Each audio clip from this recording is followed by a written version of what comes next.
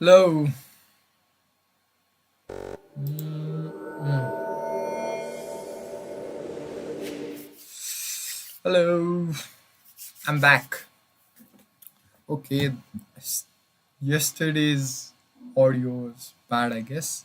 Now I want to check today's audio that I have sort of corrected, is what I believe.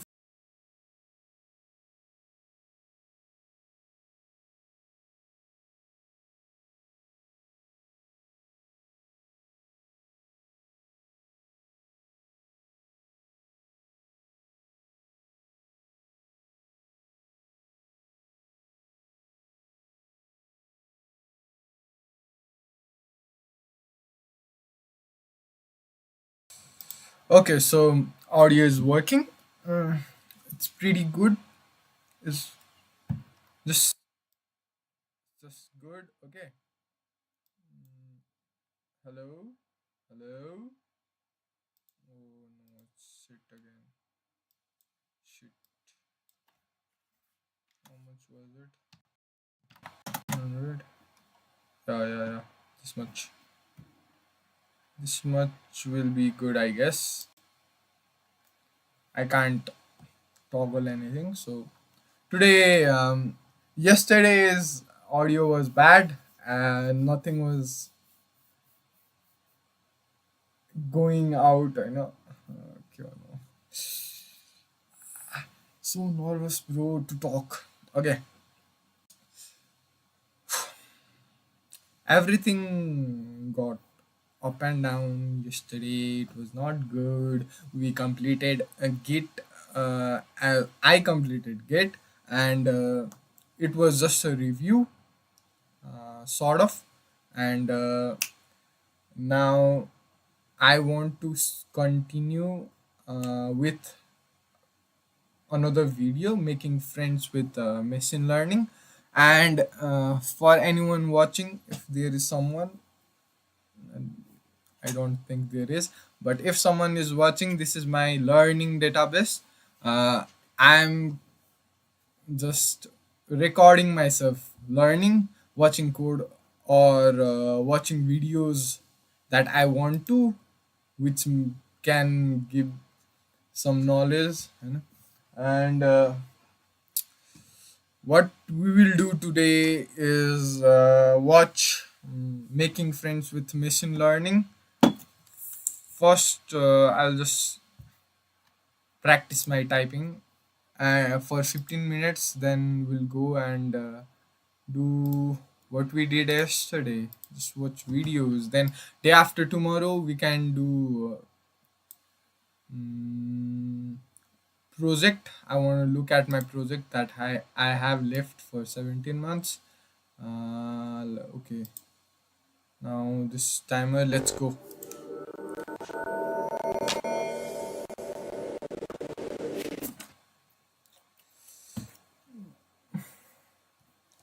Display is not being shown. uh, Not this one, this one. Yes.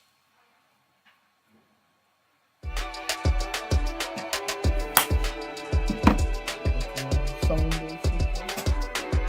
The music.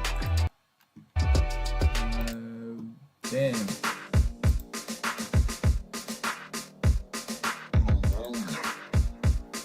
I don't know how the music is. Yesterday's music got copyright, so I'll not be using that music. There's one viewer. Who is this?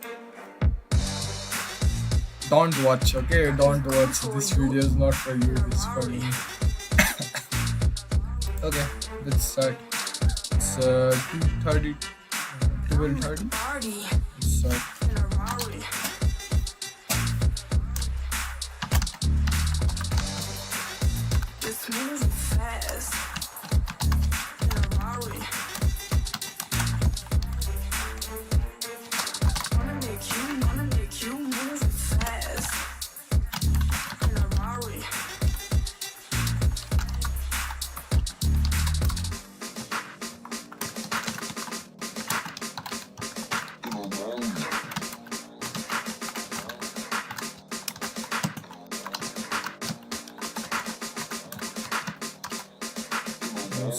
so bad. So I think this music.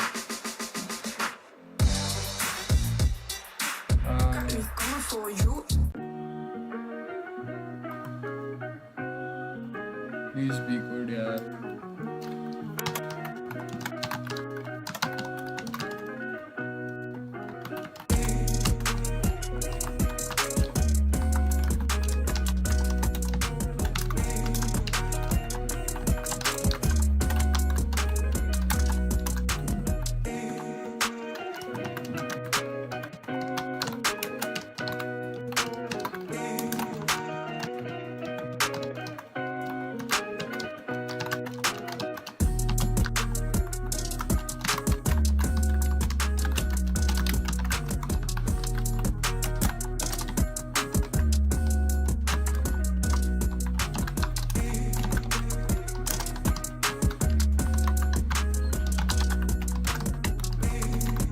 Okay, okay, I completed this one.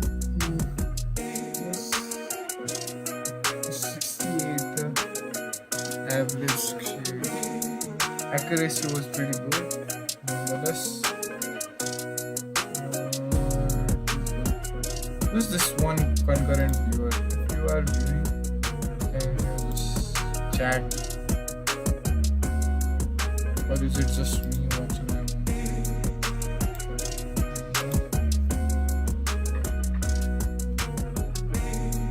video?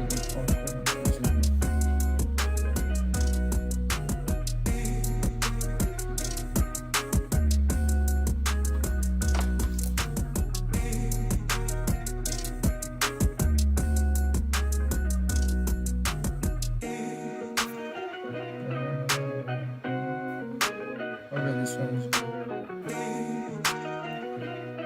I'll just check my audio, okay? And who is this one watching?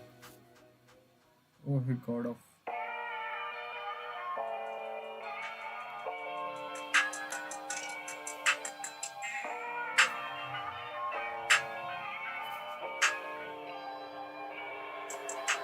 Plug going up, got this plug going up.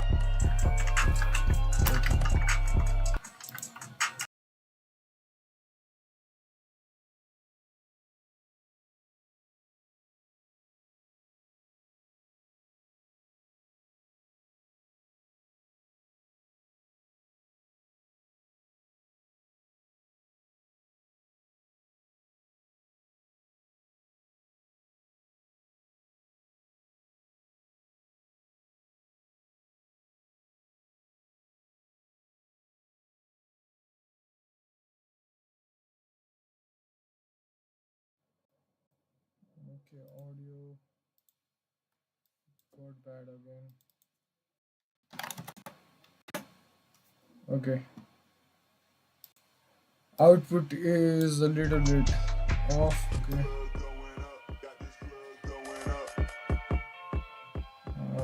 audio output should be just less.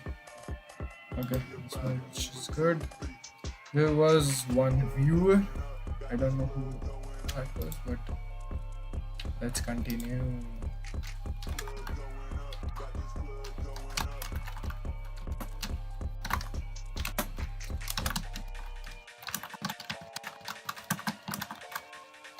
Oh shit.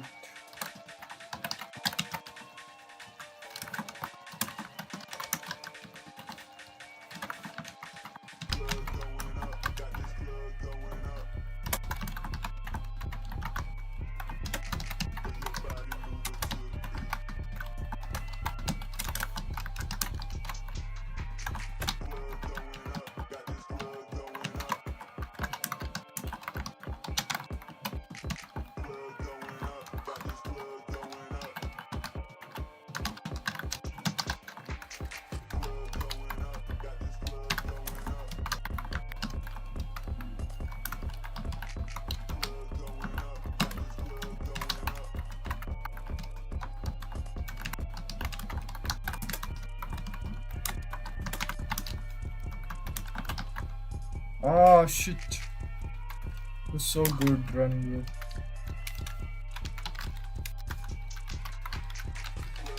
Ah.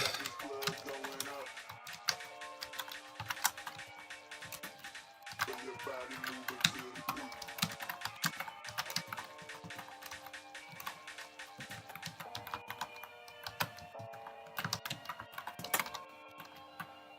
Nah, shit. It's all oily. It's oily, so I'm having a hard time here.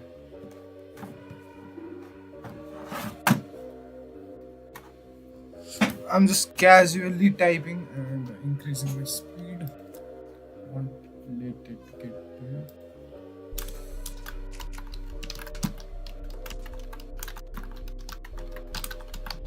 Someone stumbled upon our stream, I guess. So I said, don't watch because of he or she. Ah, why am I doing double clicks? Okay?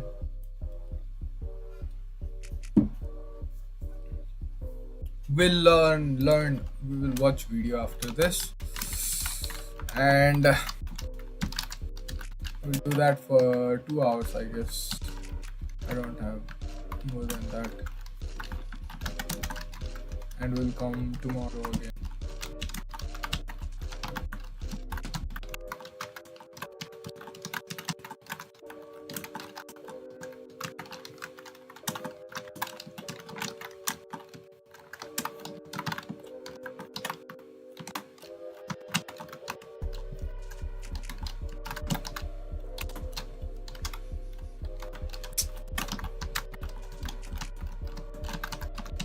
Bro, my fingers are so oily.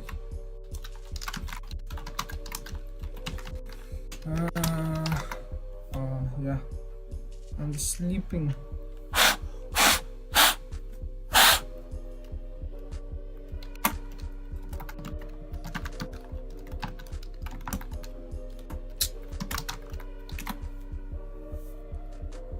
Let's go with this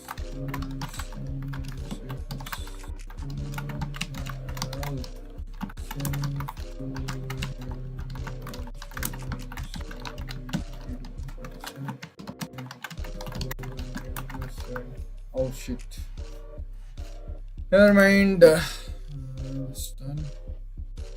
We'll continue yesterday's one, 6 to 9.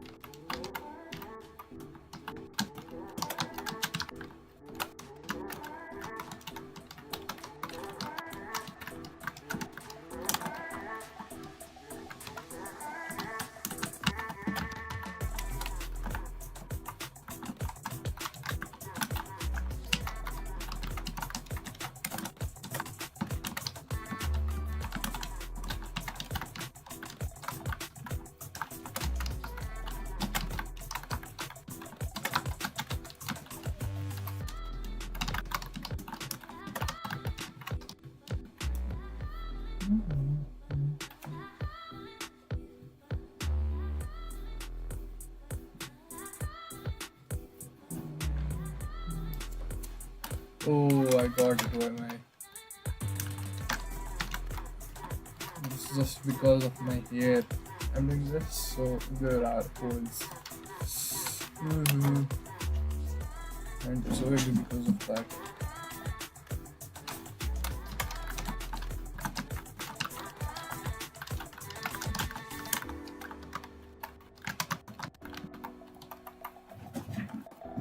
I don't know why it's happening today.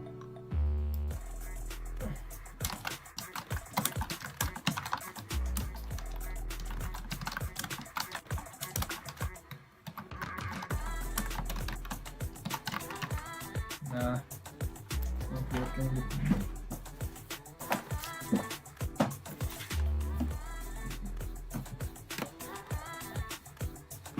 Can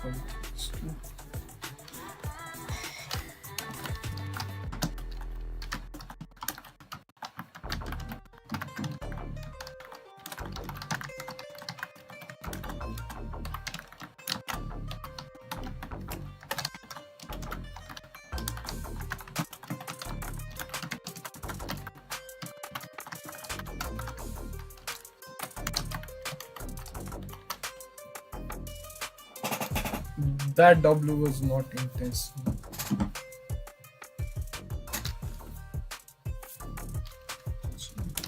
Okay.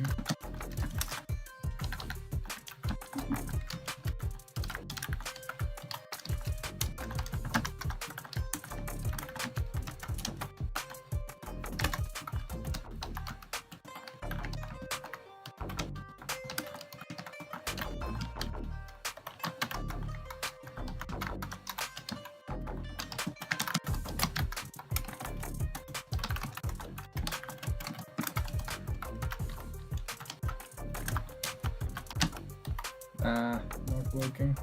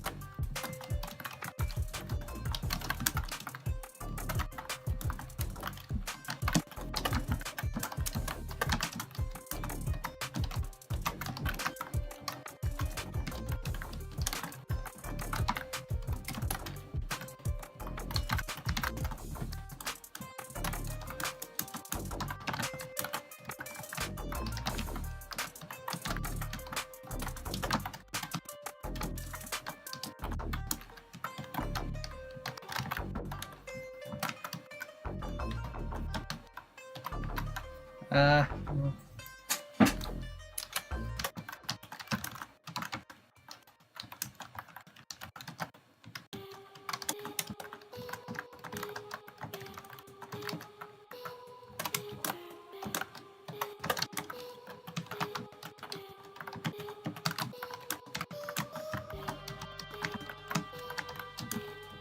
No, no, bro. Shit.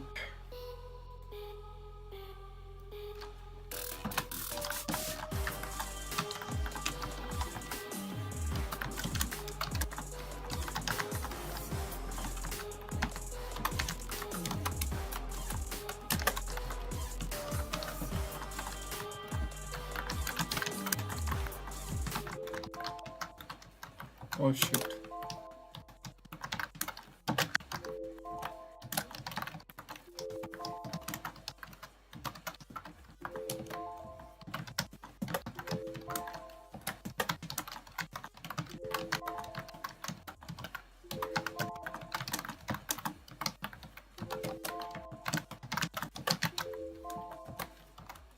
No, yesterday's one was so good, bro.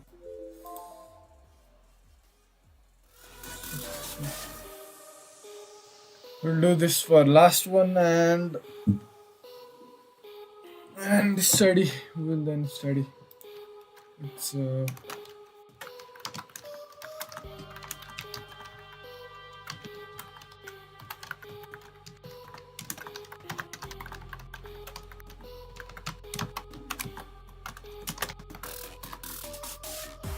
this one.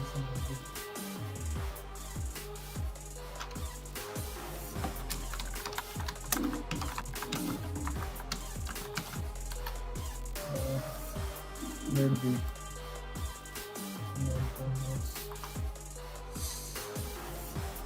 I'll change the music.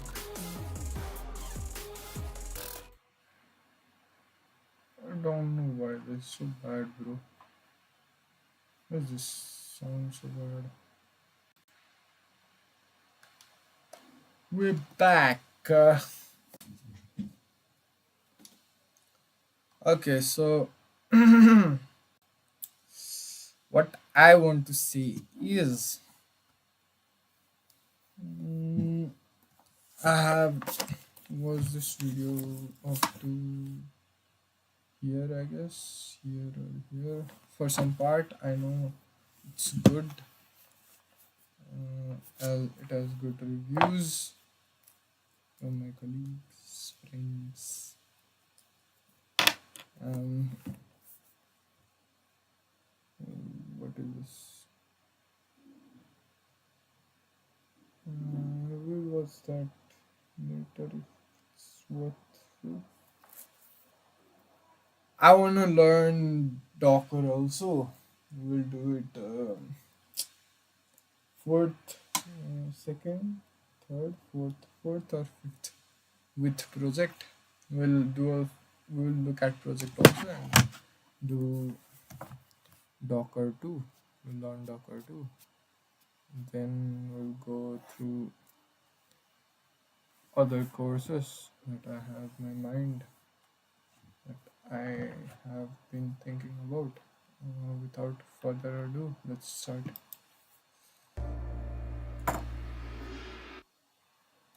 My name is Ashwin Ram. I'm Technical Director of AI in the CTO office at Google Cloud. And we've put this day together for you with one of our leading machine learning practitioners and scientists, Cassie.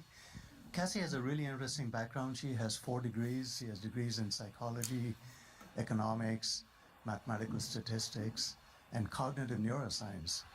And what she does is look at data using the lenses of statistics and machine learning to bring it together to help people and companies make decisions.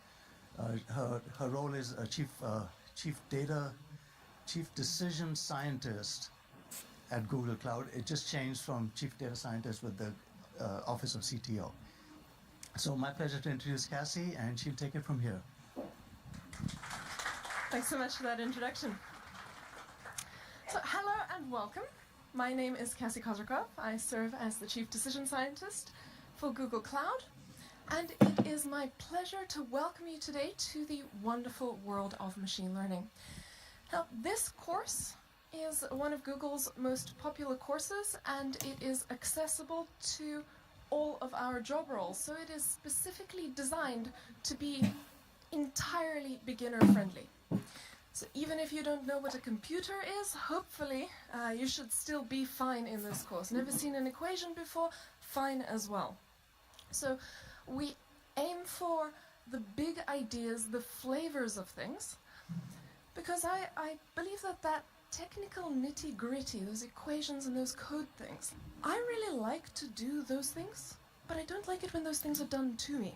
So in a class setting, it's excruciatingly boring, at least I think so, to watch somebody copy out a textbook on the board when you know you can go do that yourself with a cup of coffee. That's much more fun. So I'm aiming to give you all the other stuff so that those textbooks, equations, and code snippets make more sense when you are playing with them yourself later.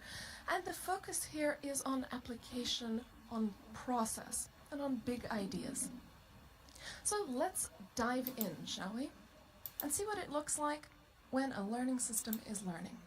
So this is an AI system learning to play an Atari slider game, Breakout. When it begins, it is playing, if you will believe it, worse even than I play. I give it a little while longer, and it's a flawless expert. It's getting some pretty steep angles there. And then, see what we want it to do. We give it controls of a joystick, essentially, and its sensory input is this environment. We don't tell it anything about the rules of the game. Tell it just to figure it out, but figure what out? Figure out how to get the most score velocity. In other words, how to get that score to go up as quickly as possible. And so after it trains some more, this little bundle of math and joy is going to figure out strategy. If you wanted to get that score to go up as quickly as possible, what would you do? How do you play?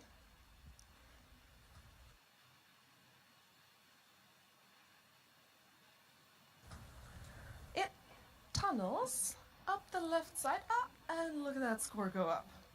How many of you do this? Yeah, seriously?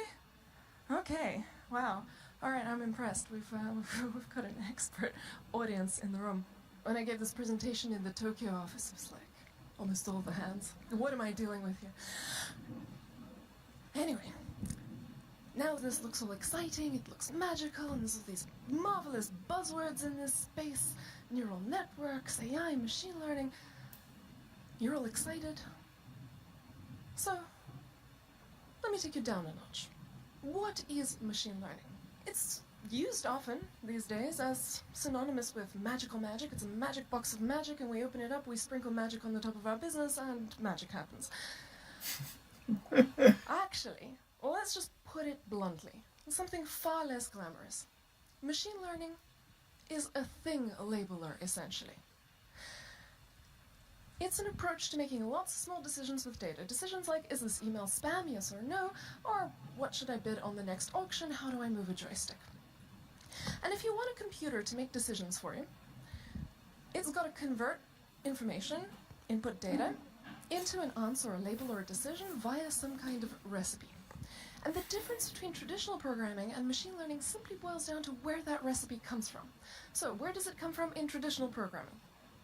Of course, the human programmer must communicate in some way with the universe, think deeply about the problem, channel divine inspiration, and handcraft that recipe as code that the computer will then use to convert data into outputs. Now, in machine learning, we don't handcraft anything anymore. Now the programmer's task changes to feeding examples into the system, and it is the machine learning algorithm's job to stitch that recipe together out of the examples. So that's the difference. Now, why would you use machine learning? Well, let's take a look at a little example. Here I have a completely made up treatment schedule for a patient. From day 1 through day 60, this is the correct dosage in milligrams. And now the exercise is to see whether you are actually alive and able to make noise. So, it is day 2. How many milligrams do we give the patient? 17. Day 4. 41. Day 2 again. 17. 17. Would you use machine learning to solve this problem? No, Well, how would you solve this problem? there's no problem. I Yeah, hope just you have would to do look. a lookup. Just look the answer right up. Don't do any kind of magical learning. There's the answer, why not just look it up? So you don't need machine learning in this situation. Okay, different question for you. It is day 61. What is the answer now? Aha. Well, Now if we there are no And- patterns here in these data, then you can't actually solve that. Nothing can help you for day 61. Or if Yep. there are patterns, but they just simply don't apply past day 60, they don't generalize beyond that, because maybe the patient is now healthy or, I don't know, dead, then, right, doesn't work either. So the only way that you might be able to make an attempt at day 61 is if there are patterns here that you can find, make a recipe out of, and that are still relevant and useful in this new data situation. In that case, you would want to use machine learning. So I'm going to say over and over today that in machine learning, we have one job: succeed on new stuff. That is the entire focus. Do well in new data situations, because how do you deal with the old ones? Just look it up. Alright, so how does this magical magic thing work? We have some data to learn from, and our task is going to be to predict whether or not I like a bottle of wine. So what we have here is the correct classification for 50 bottles of wine: a red Y for yummy and a blue no for not so yummy. And I have the age of the wine in years and the opinion of some amateur wine critic friend of mine on the y-axis here. And the game here is to find and exploit patterns in data. So look at these data and tell me when you see a pattern that you can exploit. Something to separate the yeses from the nos. That's the game. So can you do it? You come up with a recipe that separates them? Nod when you see it.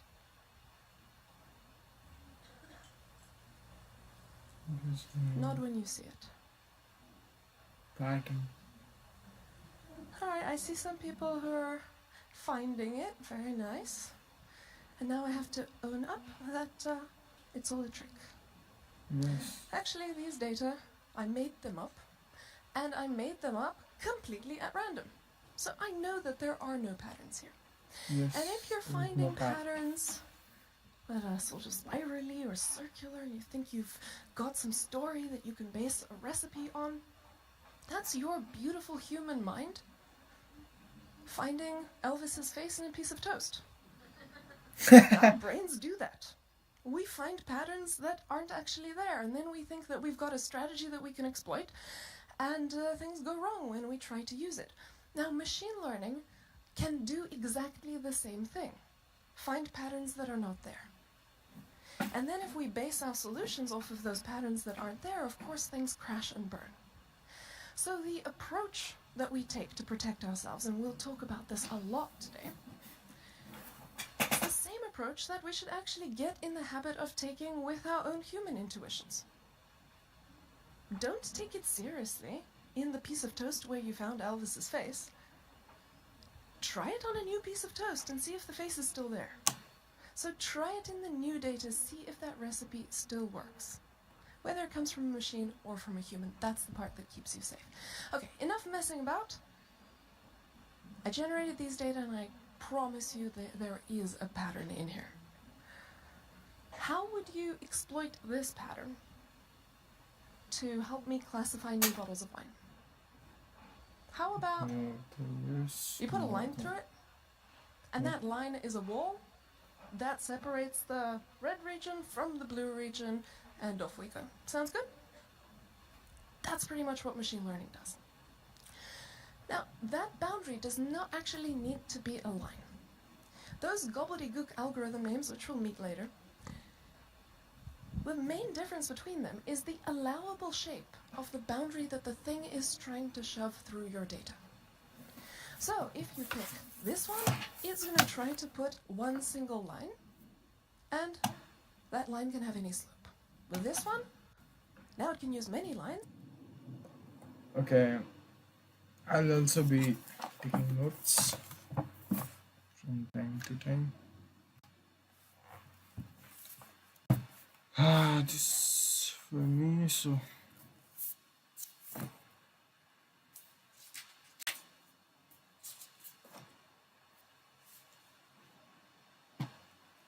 so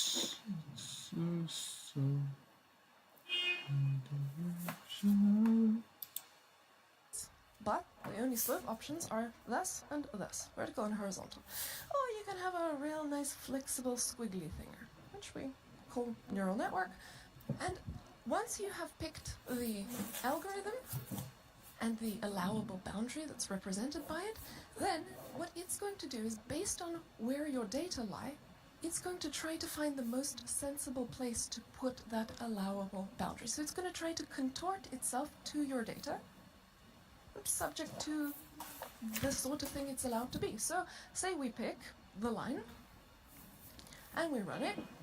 Oh, there we go. There's our answer. And what comes out of this is what we've wanted all along, a model. Now, a model is just a fancy word for recipe here. Just a set of instructions to take inputs, turn them into outputs. And our model reads, if we're in the red region, call it red. If we're in the blue region, call it blue. Job done. And so in comes a new bottle of wine. Red or blue? Red. red. But we could have chosen a different algorithm. There we go. Let's pick the tree and run that thing. Here is our recipe. And that's a different recipe from the previous one, right? And in comes a new bottle of wine. Blue. Troubling. Most troubling. If you look in any textbook and ask what is a reasonable, classic, respectable algorithm to use for this situation, some textbooks will tell you this one, some textbooks will tell you that one, some textbooks will tell you both with completely straight face. These are the things you need for this situation. Okay, so then you follow the textbook's advice and you end up in this situation where one of them says we'll like the bottle, one of them says we'll hate the bottle. They can't both be right. So which one of them is lying to us? Who is the imposter? How do we tell? Well, we remember that the whole point is, does it work on new stuff? And so we simply see which one actually does work on the new stuff. The point is to generalize beyond our data. So that is how we evaluate. Let's find out who wins on new data. So in comes some new data, and we apply both of our recipes to it, and of course we get different answers. And I'd like to remind you, when we ran these two algorithms on our initial dataset, the training dataset, they both gave perfect performance. They managed to split the space so all the red went to red and all the blue went to blue. No mistakes. So both of them had 100% performance scores. But now, look at these results. Because they're different, one of them will probably be worse than the other. So let's find out who. How? Well, let's drink some wine for science. Here are the correct answers for that dataset, and all we need to do for our fancy statistical testing, never mind what models it all came from, you can forget all that at this point, compare the desired answers with the answers given, and I feel like I have a preference here. I don't know if anyone else does, but I sort of strongly prefer the one on the left, and then I would iterate towards my solution with that one. And I would do a careful launch test before launching it, which we'll talk about later. So what is machine learning? It's an approach to making repeated decisions that involves algorithmically finding patterns in data and using these to make recipes that deal correctly with brand new data.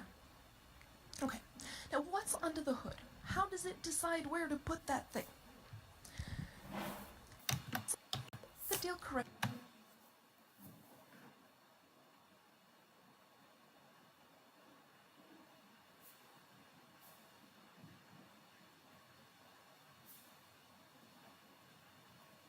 I'm just writing it down, okay? Machine learning is an approach to making repeated decisions that involves algorithmically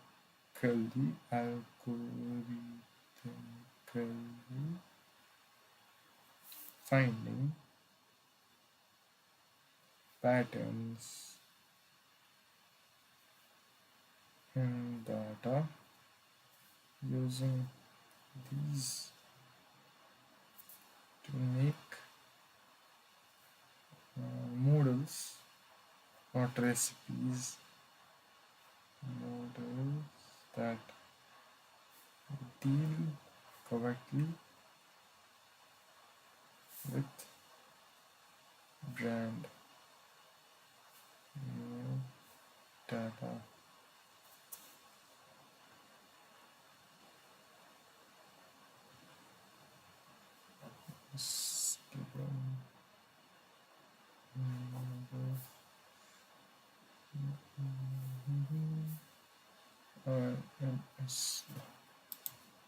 Correctly with brand new data.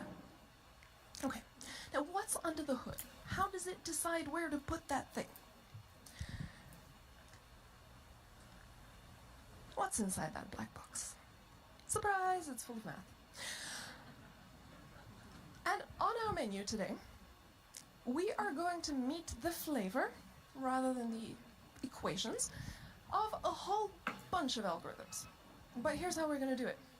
Right now, I'm going to introduce you to this one, and my goal is to set your thinking about these algorithms. What are the important ideas here? And then later, when 90% of you have fled and gone home or went to play outside, at the very end of the course, after we've covered the end-to-end applied machine learning stuff, we're going to look at all of those. So let's dive in. Regression was first used in 1805 by Legendre, who doesn't have a nice painting of him on Wikipedia, so I picked the one for the second person to use it in 1807, Gauss. So that's more than 200 years ago. This has been around for a really long time, and it's still a really popular standard approach to machine learning today. So let's have a look. For our example, we will be making smoothies. Every smoothie will have 1 cup of plain yogurt, one secret ingredient, and a bunch of random food dye so that you cannot tell what is in there. I blend it up, I serve it to you, and your goal now is to shout at me, what are the calories in this smoothie? Go. What do I hear? 100, going once, going twice. 300, 500. Now, I'm doing a little test here. Seeing who's got the strongest aptitude in the audience for machine learning. Because the machine learning attitude is not the attitude of perfectionism, of think carefully and get the answer right on the first go and don't even try it unless it's going to be perfect. No, the attitude is go for it, see what happens, get it wrong, because you're going to have to do it over and over again. You're going to fail, fall down over and over again, pick yourself up, try again until finally it works.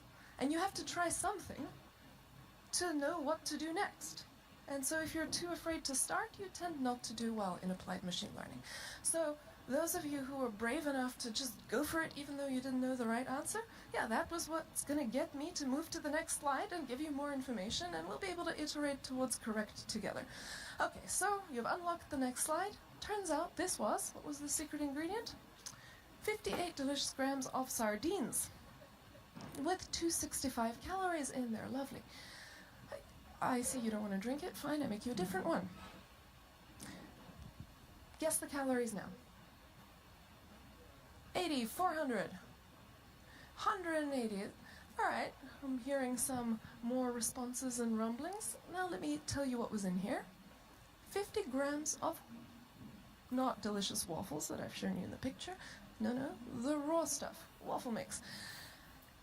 And this is actually an homage to a standard hazing experience that happens on the 5th floor of the Google office here in New York, which is most new Googlers, myself included, I've done this. You walk up and you see this delicious smoothie and you try it and it is not a smoothie. So, standard newbie hazing experience here. Okay, so you don't want to drink this one, fine, I make you a third one, but before I make you guess, I'm going to give you a little more information. This is the 16th smoothie that I've made, and here are the 15 previous calorie amounts. Your first reaction to this should be not trying to find it, but instead stamping your foot and saying, I'm a human. I don't add numbers up. That's what machines are for. Indeed. Correct. So the machine's going to help us out and summarize them. And we find out that the average is 237 and the middle thing is 240. Have a guess now as to the calories of this one. 237 I'm hearing, 238, 240. Notice how your range has narrowed a whole lot as I give you more information. That's going to be key to our discussion. Okay, I'll go for 237. It turns out to be 88 grams of quiche Lorraine, clocking in at a whopping 445 calories and proving to us that any liquid diet is beatable. So how did we do? We have an underestimate of 208 calories with that strategy. And can we do better? Well, maybe it would help to have the weight of the secret ingredient. So what we'll do as analysts is we'll make a little plot, and we'll have the weight from 0 to 200 grams on the x-axis and calories from 0 to 500 on the y-axis. And as we look at this, we ask ourselves, is there anything going on, or is weight completely useless here? What do you say, completely useless? Something to it. And since there's something to it, maybe we'll go ahead and we'll try it out, shall we? And regression is about putting lines through stuff, so why don't we put a line through it? You like that line? Good line? We missed. Where should we put this line? By the way, those who forgot how lines work, here's a handy cheat sheet. The recipe, the model, is simply intercept plus slope times the weight, so we'll have two numbers here in red that we have to find or discover that determine where the line goes, and then we pop the weight in there and read the calories off of it. So that's what we're dealing with, straightforward stuff. So, you don't like my line? Okay, fair enough. How about that one? You don't like that one? This one? It's a tough crowd. That one? No. This one. You look offended. Why do you look offended by this? Because let me remind you of something real quick. This right here, this is your previous model. And now you're offended. But before, you were very happy to just guess 237 every time. 237, and 0 times the weight means I ignore the weight and say 237 every time. And you were so fine to use it then. Check your feature engineering privilege. What is feature engineering? That's when we create inputs that we might use to learn from. Stuff that might inform our solution. And when we have a feature that we might use, suddenly we can do better. So that's kind of going to be the point here. As we get information that's going to be relevant to solving this thing, we expect to do better and better, and it's going to be up to us to think about what information might be worth putting into the system in the first place.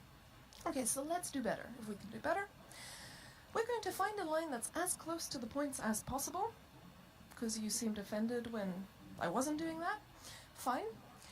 So we better define a notion of an error. What's an error? Is just the point minus the line, the truth minus what we were saying we should predict.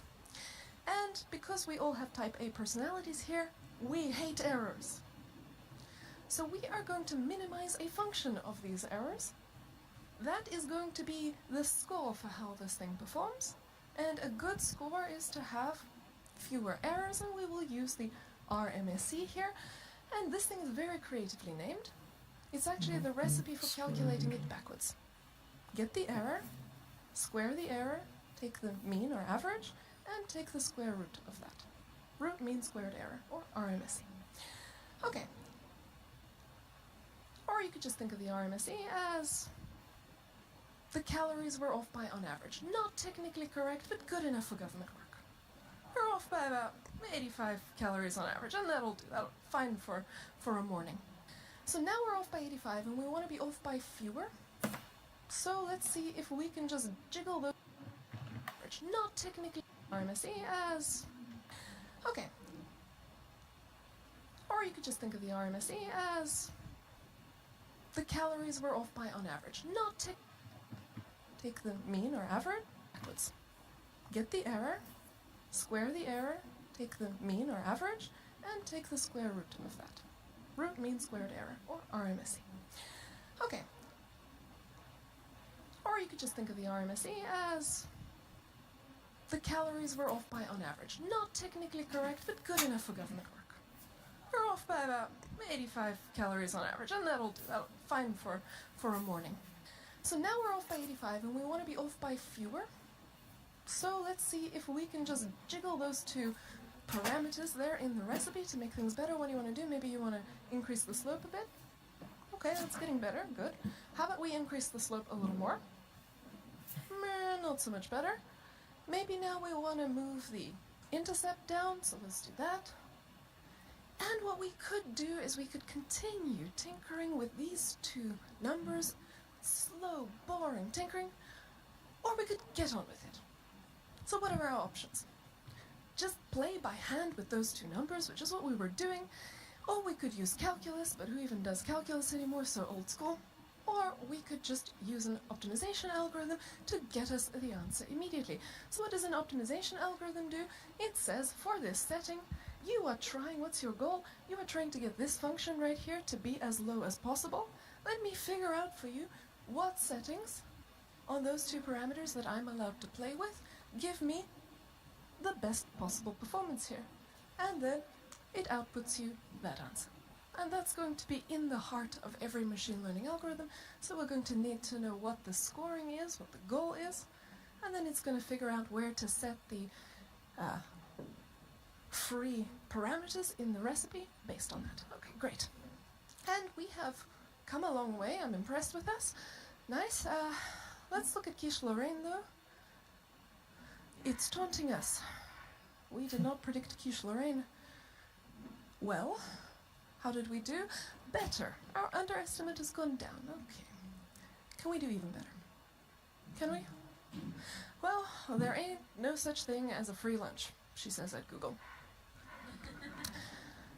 to do better, we actually need something else. So what is it going to take? We need, any guesses? More information, exactly. That was actually very nicely put, because that says two things at once. More information in the sense of just more of the same data, or more information in the sense of other kinds of information that might be helpful. In other words, more features. Features in this setting refers to variables, attributes in other settings. So I'm going to be generous, and I'm going to give you the fat percentage. How do you feel about that? Is that going to be helpful? All right, so let's see. So this is what we were working with before. This is our form, and we just had to muck about with these two parameters here, and we used an optimization algorithm to set them. And notice, who here's taken a stats course of some kind? Yeah, you probably saw regression.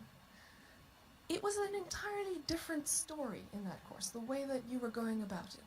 There was all this other stuff about what it means, and p-values and t-tests. None of that is relevant here. All we are trying to do is optimize that function to set these two numbers so that the difference between the calories predicted and the actual calories is as good as possible. That's it. That's all there is to it here. Much, much simpler than what the stats course did. So there we go. Those are our answers. Lovely. Now, it's not going to be a line anymore if we add fat percentage. It's a bird, it's a plane. Same structure, just we had another one of these right here. And now the only pertinent thing for you to realize is that there are 3 widgets to tinker with. Nice.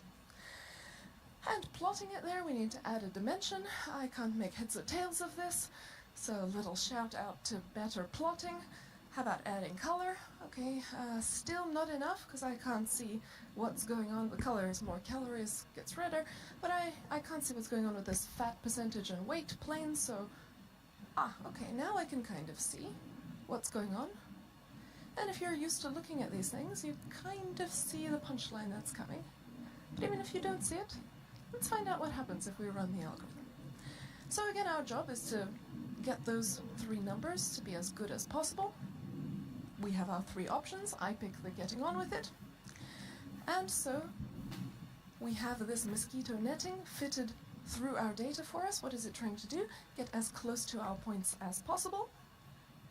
Yes. And those are the numbers that do it. Quiche Lorraine is still taunting us. How did we do? We are now off by 47 calories on average.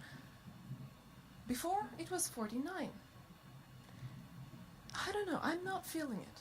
I had to double the number of ingredients into my recipe, and all I get for that is this measly tiny improvement. Maybe after all, this isn't such a promising direction to go in. Maybe I would prefer the simpler model, but of course, don't worry about that too much. You can always try both of them in a new dataset and see which one is working better. So how are we doing so far? Using only the mean. There's our underestimate. With simple linear regression, that means 1 ingredient. We've improved. And only a slight improvement with multiple linear regression. That means more than 1 input into the model. All right, I'll take a question.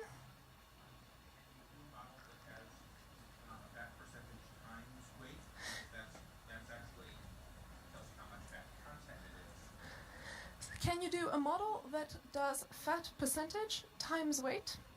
Absolutely. And there's a good reason to think about doing that, like the bit about the water amount of the secret ingredient. We didn't even cover that, right? If I just dilute the secret ingredient, I can mess about with the fat percentage. The reasoning around whether or not you should go ahead and try a model like that is, does it take a long time to try it? If no, just do it. Even if you don't have as solid of a logical argument, try it anyway. You can always try something like that, and yes, it's very, very easy to adjust the method to input something like that. You just make the feature by multiplying them first, and in it goes, job done. So, certainly could try that. Okay, can we do even better than that? Sure, how about if I'm really generous? This is non-alcoholic, and I'm going to give you the fat in grams, the carbohydrate in grams, and the protein in grams of our secret ingredient. Does anyone want to spoil the punchline for us? Who knows about nutrition? Let's have it. 9, 4, and 4, the magic numbers. Because we as humanity have figured out a whole lot about nutrition, and we already know the answer. Well, doesn't matter if we know the answer, why don't we see if we can recover that same answer from this dataset with machine learning? But yeah, let's hope that our final answer is going to look something like that answer. So here we go. This thing is now not a plane anymore. It's now a hyperplane, so let's go ahead and plot it. Let's not. There's no real reason to be plotting it here because at the end of the day, the way that we check how well we're doing, how we get that score that we're optimizing, it happens the same way no matter what is in here. All we need to know about is that we take what's predicted, we compare it with the truth, and we see how we did. And inside this thing, however beastly it is, there are some numbers that we are allowed to tinker with, and we'll use an optimization algorithm to do the tinkering for us, and hopefully some researcher somewhere has written that optimization code so we don't have to. So that's a much better thing to spend your time on if you're in a research division or a research in industry or a research division in academia. Good, and they have, and so we don't have to worry about it. All we need to know is 4 things to tinker with. We'll still assess the results the same way, doesn't matter what's there. So let's get on with it and use that optimization algorithm, which we don't need to know how it works. And there you go. How did we do? 9, 4, 4, something like that. Looks pretty good to me. FDA, by the way, confirms what you say. This is a quote from their website. Carbohydrate provides 4 calories per gram, protein 4, and fat 9. So, very good general knowledge. What on earth is this 143 thing? Well, we ask ourselves, if there is no fat, no carbs, and no protein, if our secret ingredient was water, what's left? Well, there was yogurt in there every time. Now, it turns out our yogurt base had 145 calories. We're predicting 143. As a little bit of a mismatch, so maybe there was some error in our data. But you know what? Our score is getting pretty good. Not perfect, but pretty good. We're off by 4 calories on average when it used to be 47. And this is again a shout out to feature engineering. The fact that you had the knowledge about this domain and realized that having the weights in grams of all of these things was going to be useful, that is the reason that you get a model that's this good in the end. It pays off. You can convert your domain knowledge into good solutions. And how did we do in the end? Our underestimate for quiche Lorraine is only 4 calories. I say good enough, let's drink it.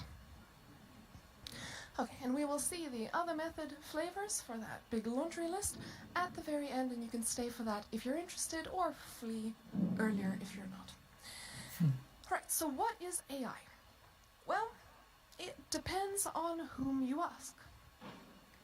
AI was named a pretty long time ago, in the 50s, artificial intelligence, and back then it kind of meant something else in regular usage. And I wonder sometimes whether today's calculators would have seemed like AI to folks in the 50s. So sometimes I like to joke that that version of AI was whatever would have impressed those folks, and whenever that was achieved, you just move the goalposts away a little bit. But in that old school sense, it is a sort of superset. And machine learning would be in there somewhere. Where machine learning is, let's remind ourselves, thing labeling. Using examples. But the way that AI is talked about today is actually something else. It's more of a subset to machine learning. So let's have a look at some AI tasks and see what they have in common. There are tasks like figuring out whether an image has a cat in it or not, having a natural sounding, human sounding conversation, playing games that you don't know the rules for, that you have to use intuition to figure out the rules. Well, when you, the human, do these tasks, you are taking in information through your senses, and you get the answer as if by magic. You don't even know how you know that's a cat. You don't know how you know how to move that joystick in that game. You Yes. just know it. You do something with these pixels and you don't know what you do. Now, think about trying to solve a task like this the traditional way. You have to really think hard, brainstorm what to do with every pixel, and then give the computer those instructions by hand. Here's how you take the pixels for this photograph, and here's how you figure out whether it has a cat in it or not. Now, what recipe are you going to write? And as you're thinking up that recipe, are you sure it's still going to work for that situation? It's pretty hard to write these rules. You need complicated instructions to do this task. And you have the benefit of eons of evolution. Your brain just does this. You have no idea how it does it. And the task is easy for you. And generating the examples and checking whether the task is done correctly, that's really easy for you. But you don't know how you do the task. So how can you express that to a computer? You can't solve it the old way. AI, the way we think of it today, is about succeeding at those complicated tasks that programmers cannot write instructions for by hand. And you need super flexible algorithms, neural networks, and that is part of a class of stuff called deep learning. It's part of machine learning. And so when people say AI today, they tend to mean deep learning. That's the way that it's used. So solving these really complicated tasks that you couldn't solve a different way, except by teaching the computer with examples. So this is about automating the ineffable.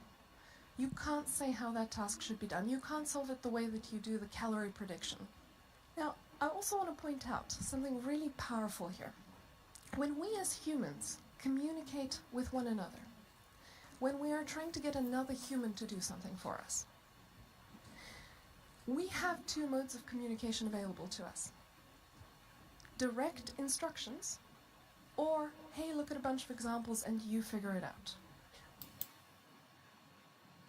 I don't know why I'm so sleepy, bro.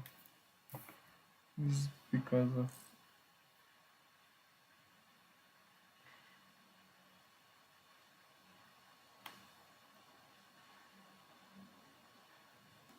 I'm so sleepy.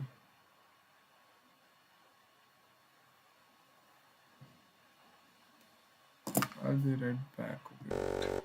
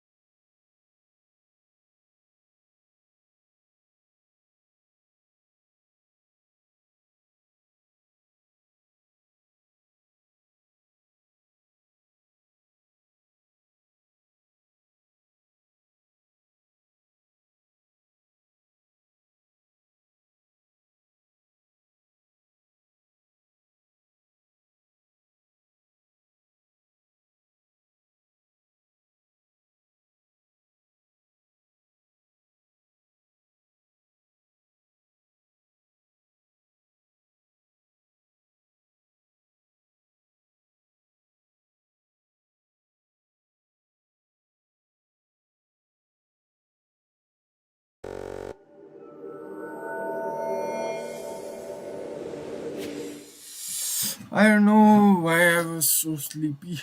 Mm, I just use some cold water in my fish. This is so bad. Brought an orange. Audio stream.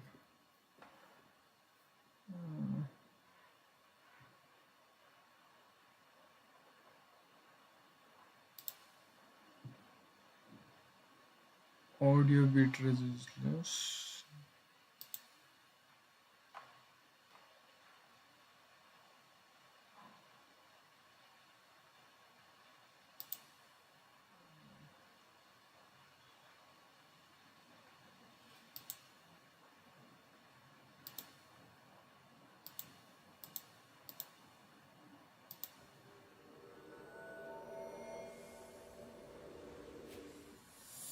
I don't know why I was so sleepy.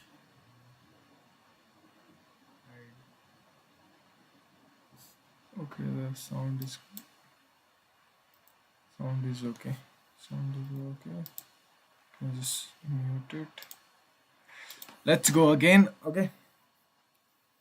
So it's talking about well, and we're back. Today I'm too sleepy. I'll sleep fast tonight, I guess. And we use both as the situation demands. Before machine learning, we didn't have the ability to communicate that way with computers. All we could do is give the instructions directly. So that's like a huge part of our natural communication that we want to use, gagged. Think of this as an ungagging. Now, as a programmer, you can communicate with the computer two different ways. How? So don't think of this as something sci-fi and robots with a mind of its own. Think of it as unlocking a second way to get computers to do stuff for you. That's what we're about. And this is really powerful because it's a whole class of tasks that you can automate that you just couldn't automate before. So why now? I mean, this. Oh, wait, this wait.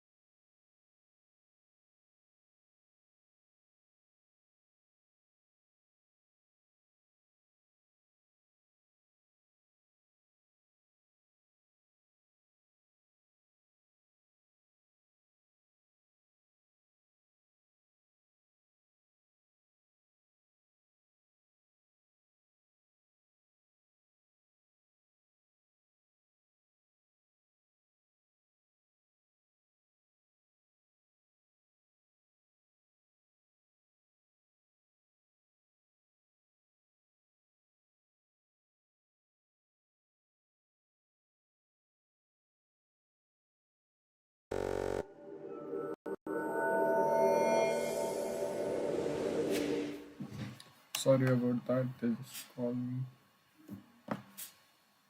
Interruption, bro. Let's Things have continue. been around for a really long time. Neural networks were named in the 50s. Linear regression, Gauss was doing that 200 years ago. Why only now? Well, if you're going to build these more sophisticated recipes, you're going to need more.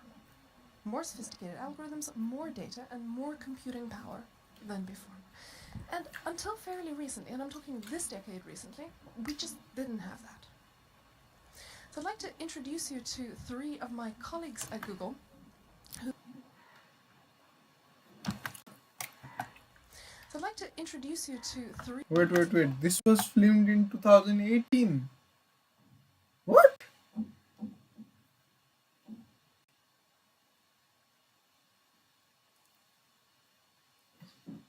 It's 2025 now.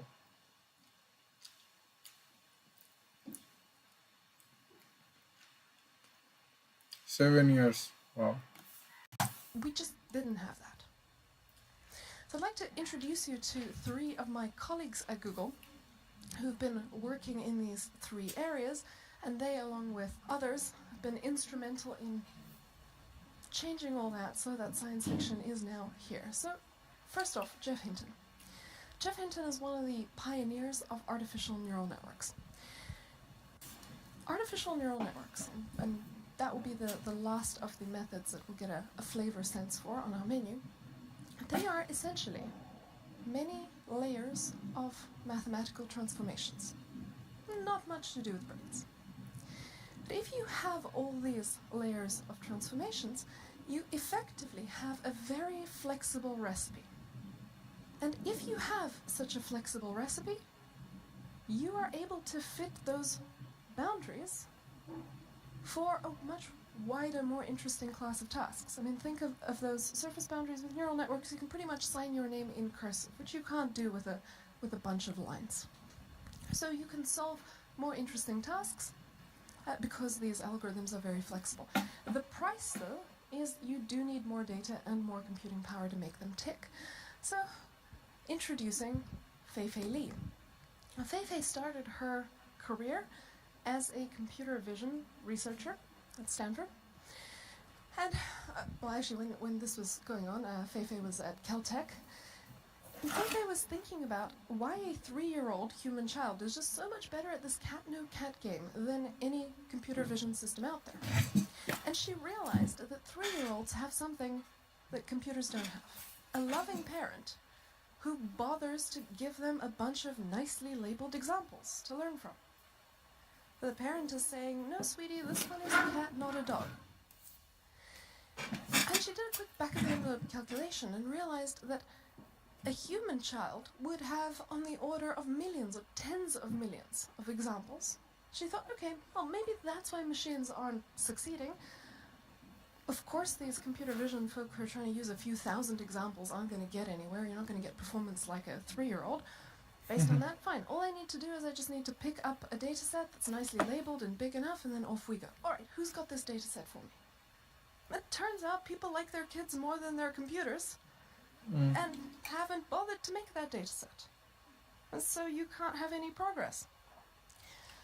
And Fei-Fei decided that she was going to change that. And whether or not they would force her out of grad school, she would sit there and organize a project around getting great examples, nicely labeled data that everyone could learn from. At some point in this project, she was running something like 60,000 mechanical Turk workers, all sitting there labeling things as cat, not cat, for you so you don't have to do it. And then when ImageNet, her project, launched in 2009, it had something like 2 million beautifully labeled photographs. And she made that available to everyone so that the whole community could make progress. But algorithms and data aren't enough. You actually need to be able to, lift and process that stuff. So you need the hardware and computing power. And Jeff Dean at Google is instrumental in the TensorFlow project. Now, TensorFlow, from the data scientist's perspective, looks kind of like most other data science frameworks, except much more finicky and annoying to program in. You force your data into the thing with some fuss, hit run, out comes a recipe, off we go. And you could probably do that in any programming language subject to your degree of masochism. That's not the part that makes TensorFlow magical. The part that makes TensorFlow magical is the way it uses the hardware. It doesn't waste it. What would have not been enough hardware, would have taken much, much longer, is now fast enough that this whole thing is viable.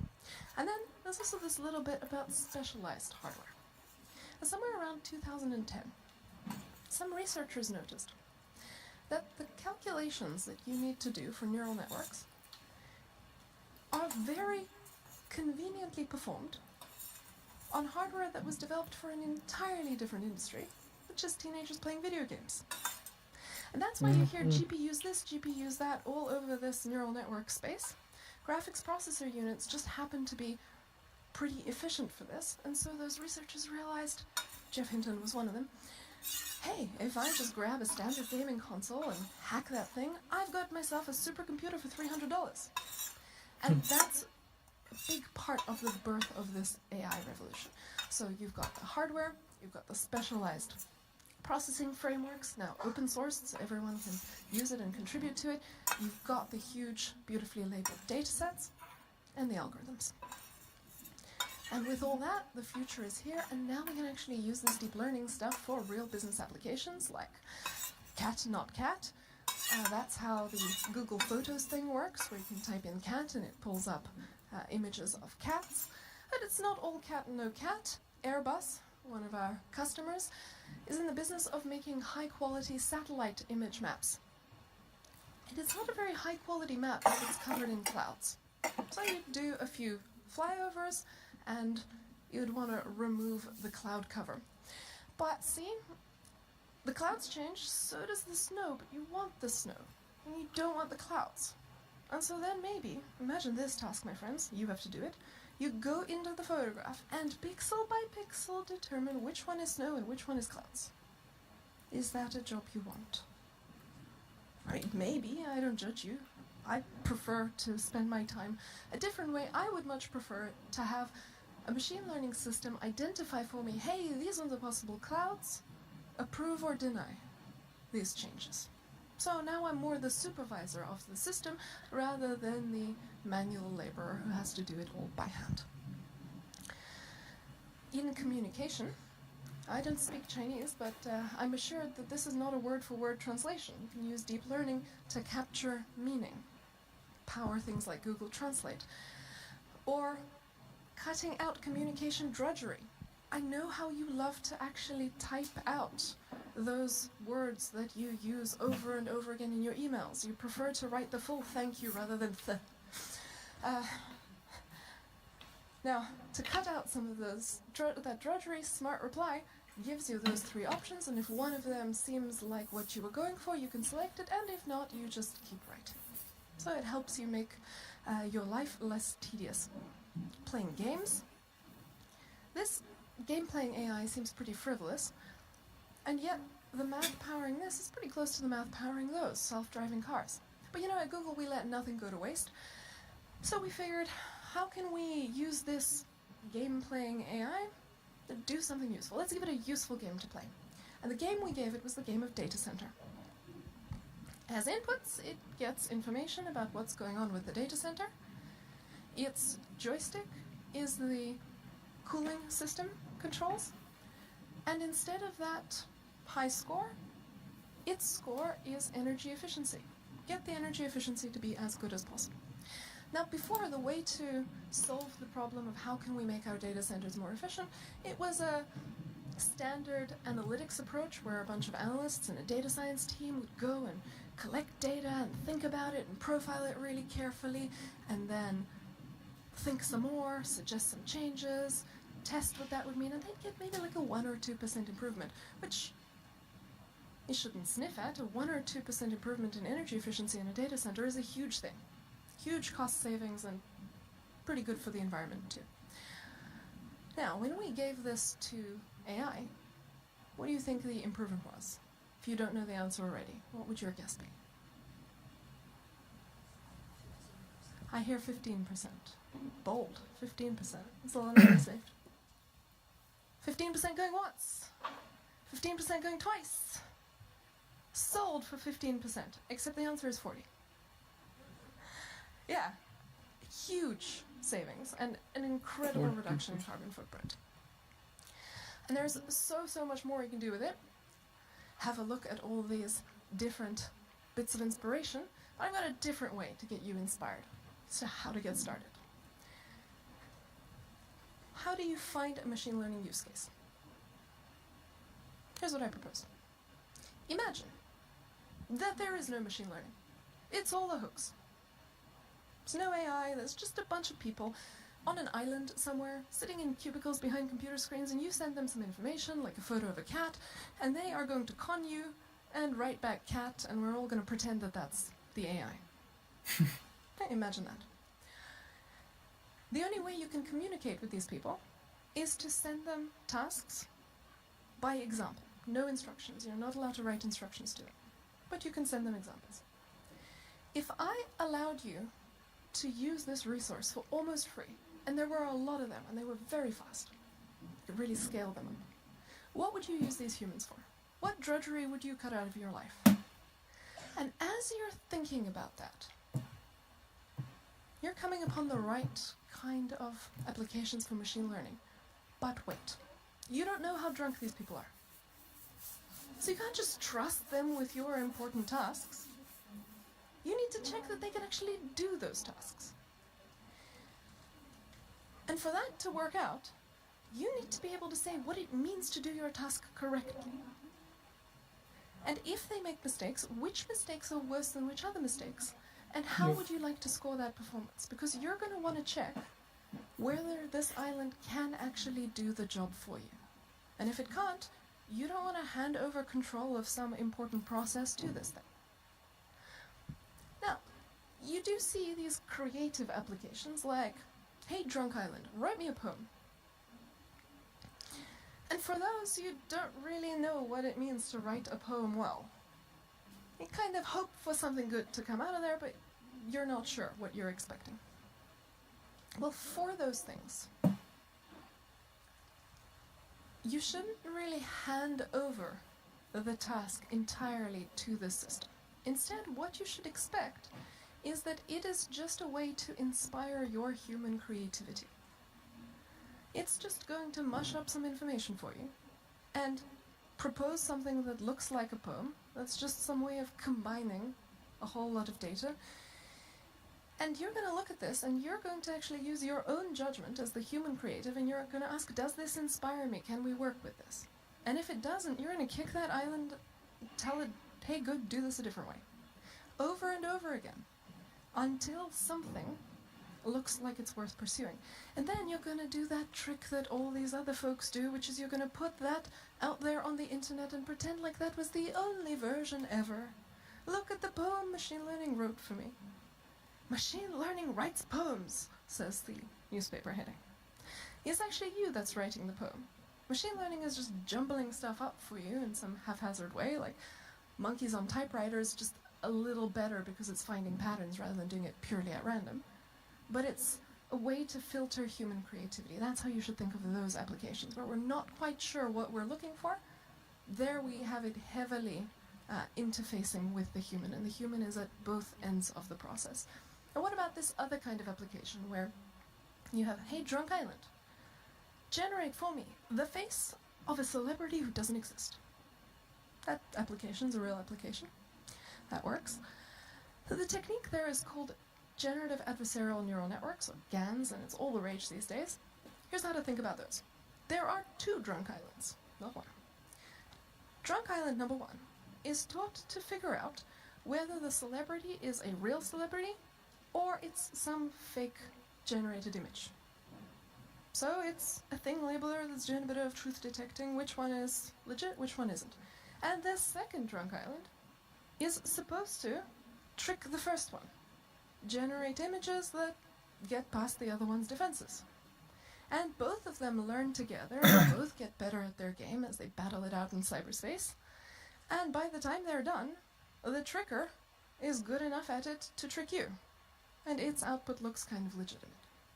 Still the same kind of components, and still for both of them you need to be able to say, what does it mean for the first one to succeed? What does it mean to correctly identify the face? Or what is the other one trying to do? If you cannot say that, you will not be able to use machine learning to solve your task.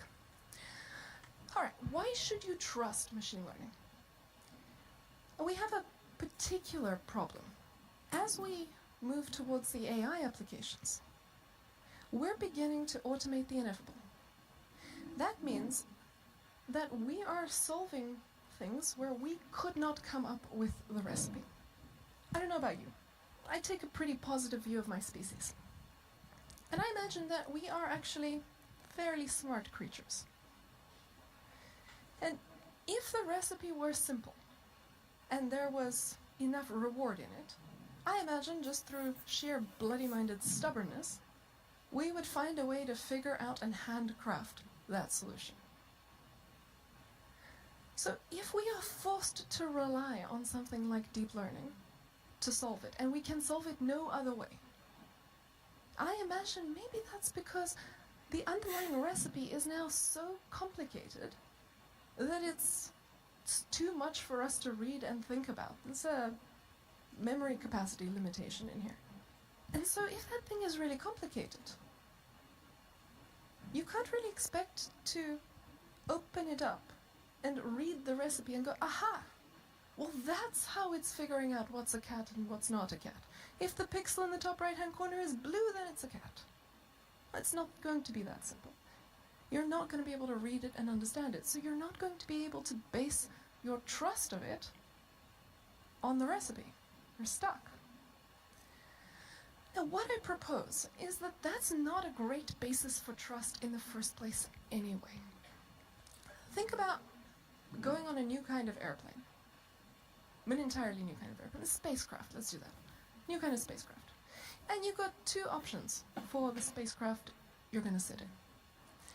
Spacecraft number 1, all the physics is written out exactly for how it works. All of it is available and you can read that thick stack of documents. Spacecraft number 2, no information on how it works, but lots and lots of information about all the previous flights that it's completed successfully, all the trials, all the testing conditions. Which of the two would you like to trust yourself to? The one you know exactly how it works, but it's never been tested, or the one that you don't understand how it works, but it's been tested thoroughly? It's been tested. Number 2, I have a strong preference for number 2. For a lot of our medication, we have no idea how they work, we just know that it does work. That's good enough for us. Yep. As long as we can be sure it works. I submit to you that that is a much better basis for trust. Checking that it does work. Knowing how it works, that's a pleasant extra thing. But checking that it does work, that's what you should be basing your trust on. And so the analogy for thinking through this stuff in machine learning is the professor analogy. You already know all this stuff because you've taken exams, and if you've ever set exams, even better. So let's have a quick look. You're the professor, and your student is going to take a calculus exam tomorrow morning. So the student has written, luckily, something down from the board to study from. There we go, an equation. I said no equations, and look at me lying. So the entire job of the student, the machine learning system, is to go from the inputs, the left-hand side, to the outputs, the right-hand side, correctly. And so this is what the student's going to learn from, going to learn really, really hard, and find a pattern that works. You can just turn the 8 on its side, and there you go. And I want to point out that in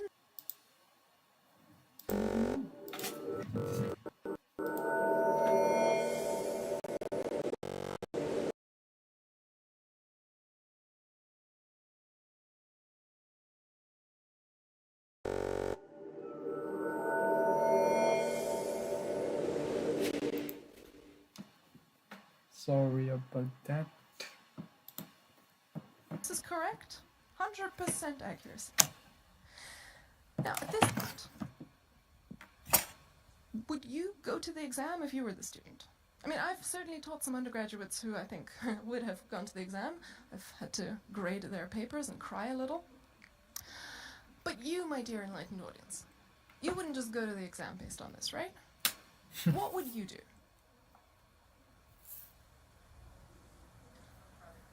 What do I hear?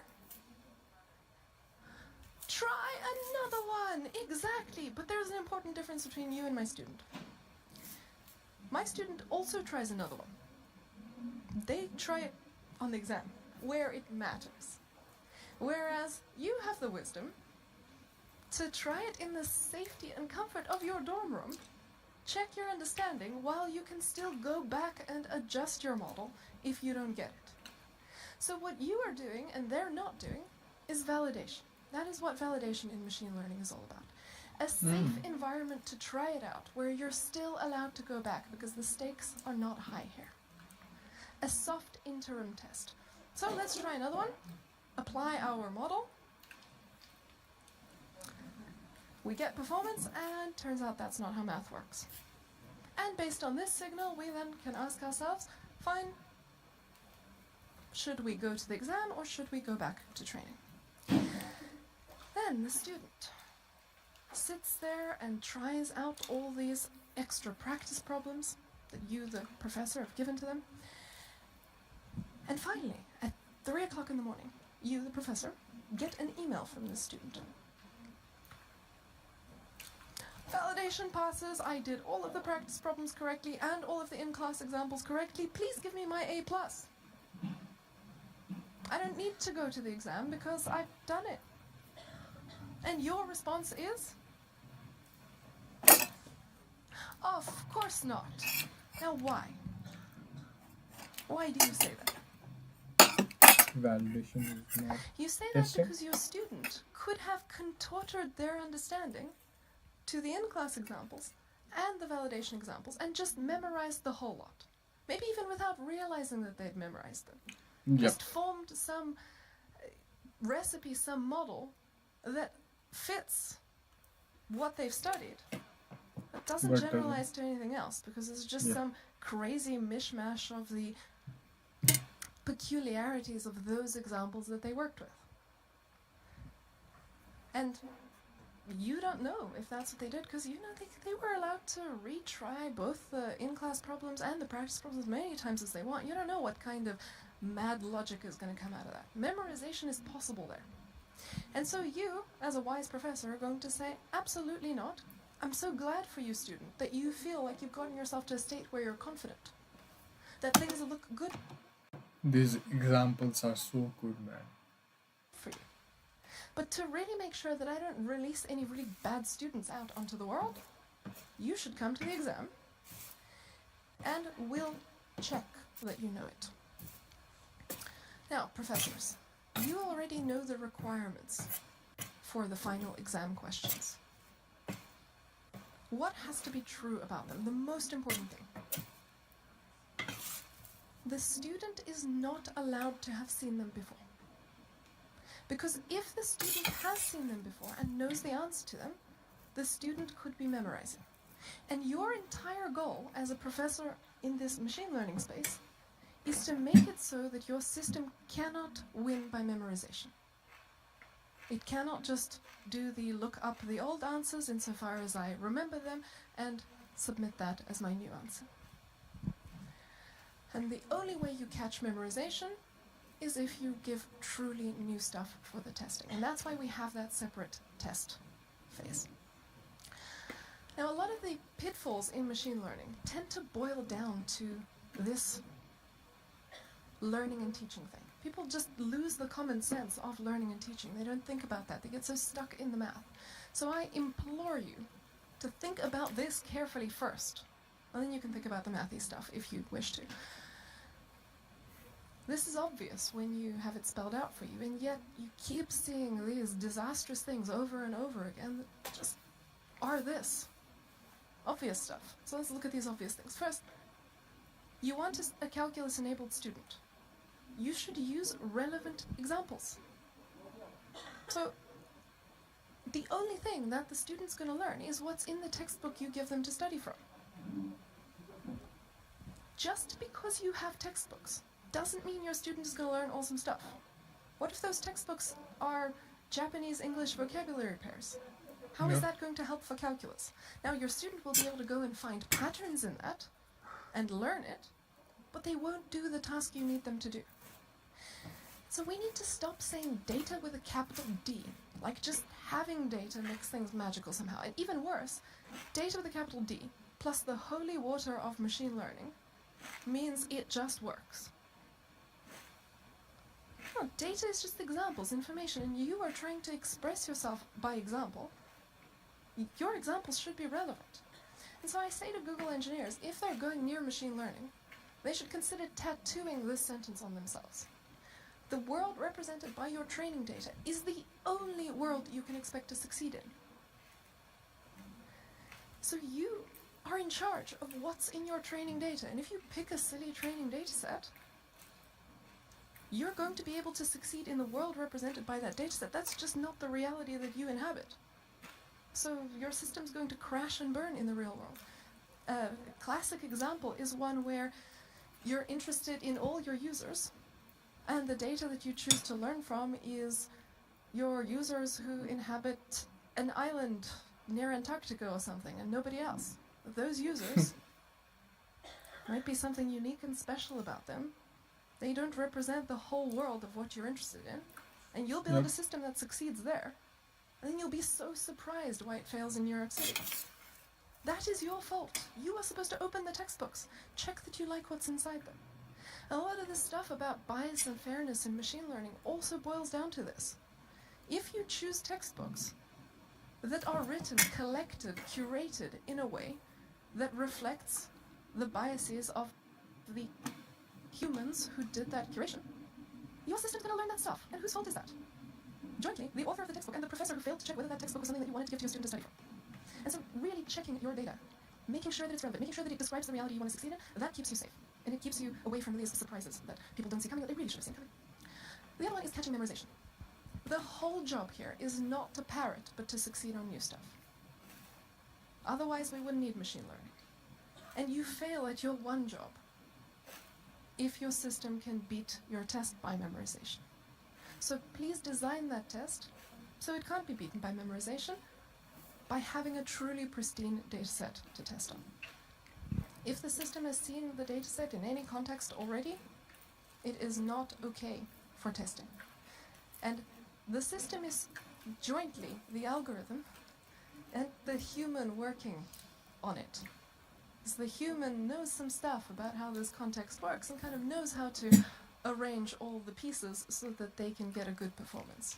If the human already knows too much about that data set, they know how to beat it. Yep.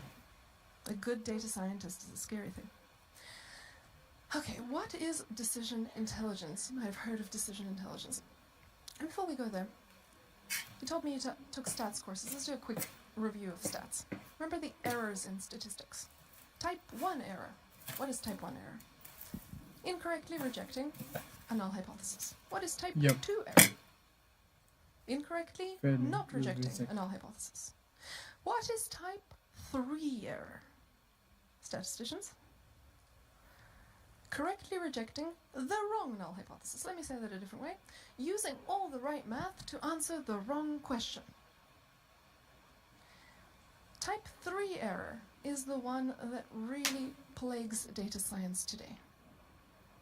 We've spent so much effort developing the math. Wait. Type 1 Remember the is errors in statistics. Type 1 error. What is type? incorrectly rejecting null hypothesis. Correct? 1 error. Incorrectly rejecting If it's truth, null hypothesis. What is type 2 error? accepting the incorrect. Incorrectly not rejecting a null hypothesis. Yes, accepting, not incorrectly failing to reject. Right? A null hypothesis. What is type 3 error? Statisticians? Correctly Rejecting the wrong null hypothesis. It's just correct then. rejecting the wrong null hypothesis. Let me say that a different way.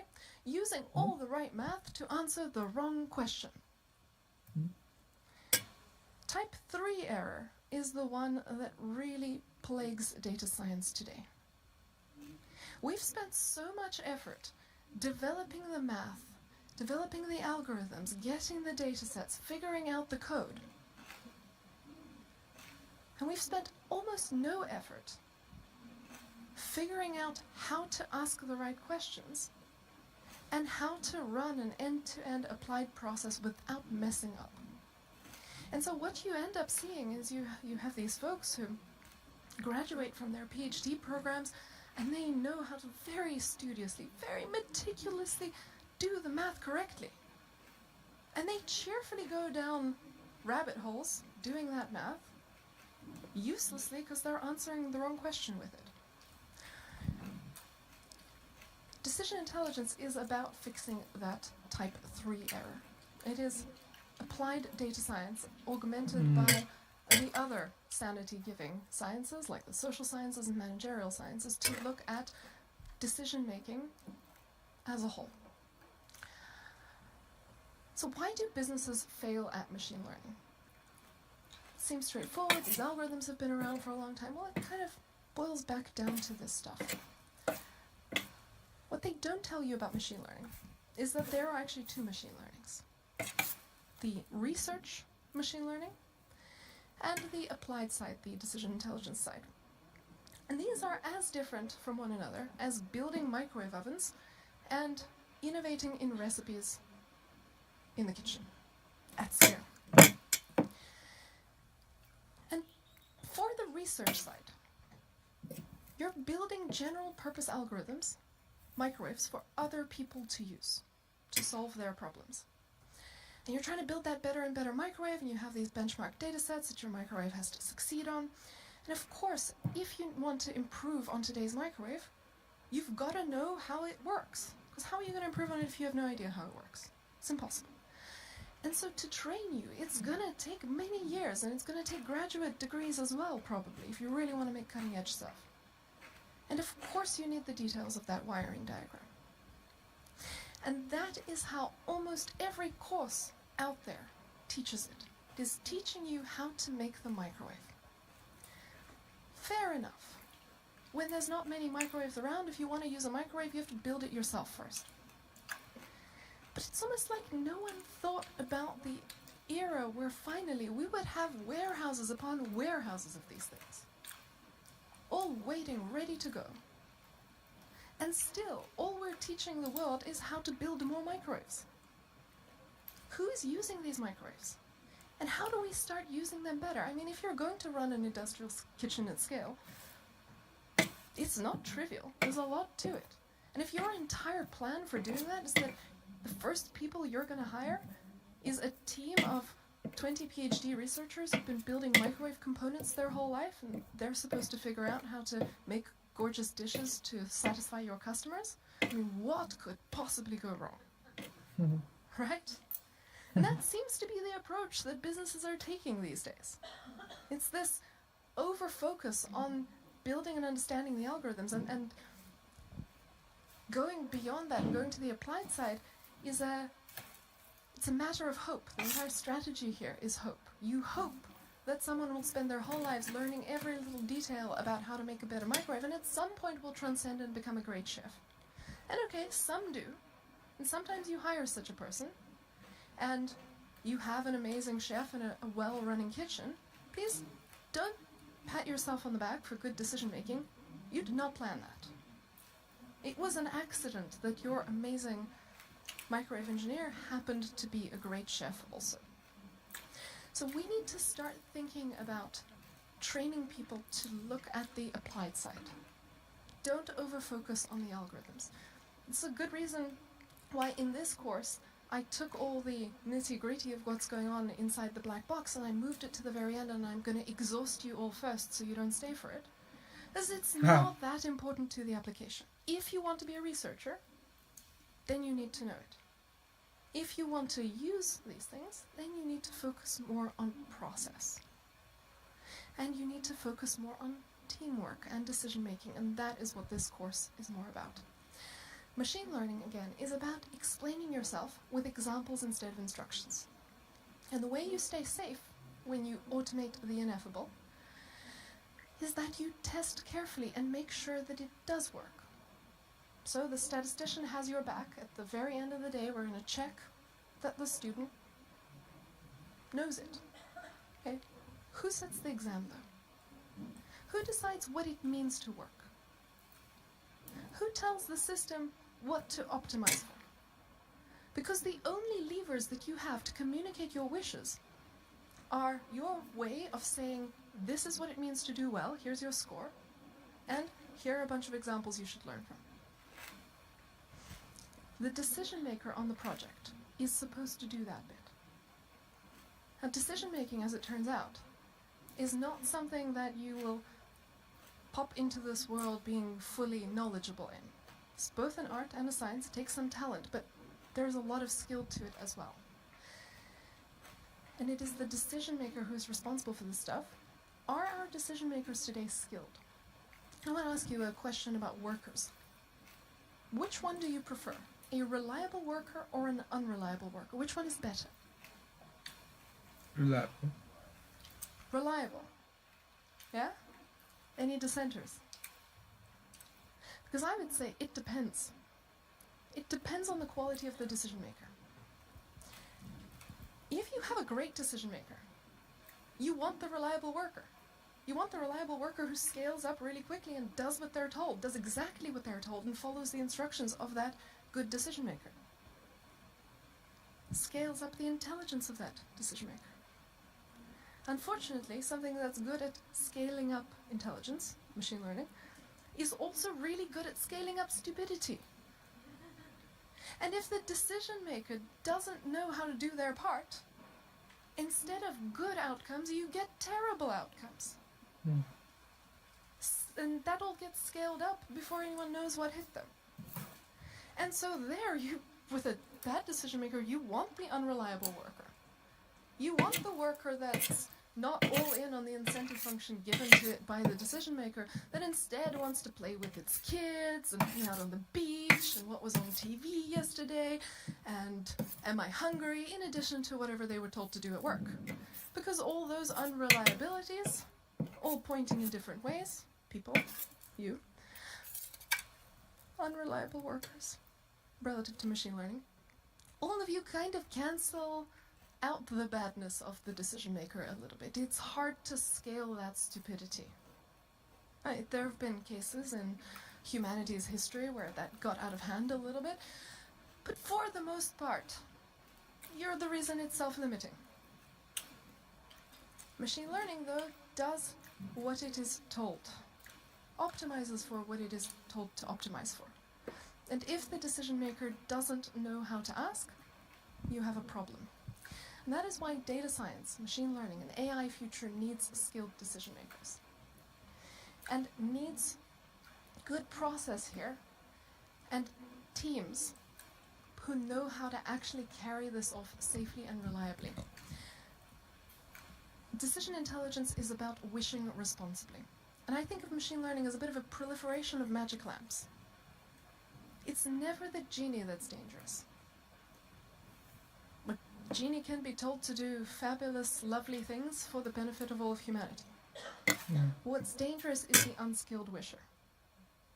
And not necessarily even the wisher who has some malicious intention. The wisher who doesn't think through what they're asking for. Who thinks it sounded good in their head and I'll ask it and that'll be fine. So here's a classic example. We use this in our machine learning training all the time. It's the parking lot example. Your business has a parking lot. 1,000 spaces in that parking lot. And it's in a pretty busy place, so at any given point in time, about 10 of them are empty, on average. What you want to do is you want to have a big sign out there on the outside of your business saying how many empty parking spots do you have right now. And you're going to use machine learning and have a camera on the top and it's going to do some thing labeling for each spot. Is there a car in the spot right now, yes or no? So that we can put an accurate count. How many cars are how many spots are available here right now.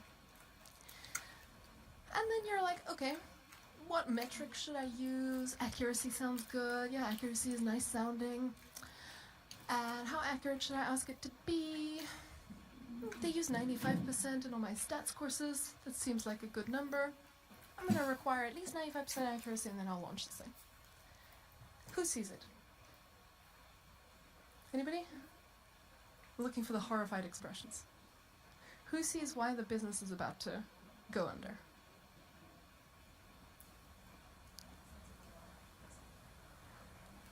A skilled decision maker with the skills we're talking about here should see it immediately. How do you beat that requirement if you are trying to simply game that scoring system? If you have no honor and no virtue, like the board game power gamer that you never want to invite over, right, who wins every board game playing with their unfun strategies, if you want to look at it from that perspective, what's the way to win? The cheapest, ugliest way to win against that scoring system? You need to get at least 95% accuracy. Just say they're all full. Because what's that accuracy going to be on average? 99%. On average, 10 are empty at any given point in time. So just by saying all 1,000 are full, you only get 10 mistakes out of 1,000. That means 99% accuracy. That beats the 95% requirement. It passes the exam. Here's the exam, it passes it. And off it goes, cheerfully, labeling 00000, and your parking lot dies. Now, whose fault was that? It was the wisher's fault. Whoever thought that it was a good idea to use those examples and that incentive structure. And that's what we have to spend a lot of time thinking about. For an AI future, there's a lot of microwaves already. And we're so focused on building those well. And then we're a bit focused on the testing and the statsy stuff on the other side. We should be more focused on that even. But this first bit, what should we build? How should we check? How do we diagnose what we're wishing for? That we don't spend enough time on. And that's probably the most important bit. And that's how all your projects end up imploding. Now, to carry this off, you need to appreciate how crucial skills diversity is. This is a team sport. In fact, my least favorite question in machine learning is the one where you go, Cassie, describe to me what the ideal machine learning hire looks like. And I hate that question because it suggests that this is a one-person game. It really isn't. It's also not a game where you want multiple copies of the same person. Stereotypical computer science, machine learning professor type, you just get 20 of them and everything will be great. There is a real diversity of skills that is required to carry this off successfully. And if you don't cover them on your project, you're going to have a problem. And you might have them all represented. If you haven't thought through how to make them work effectively with one another, you're also going to have a huge problem. Things are just going to fall down the gaps in between these people. You need those perspectives, you need those decision skills, you need the data science, you need the social sciences, the managerial sciences, the reliability folk, the engineers, you need all of it working together.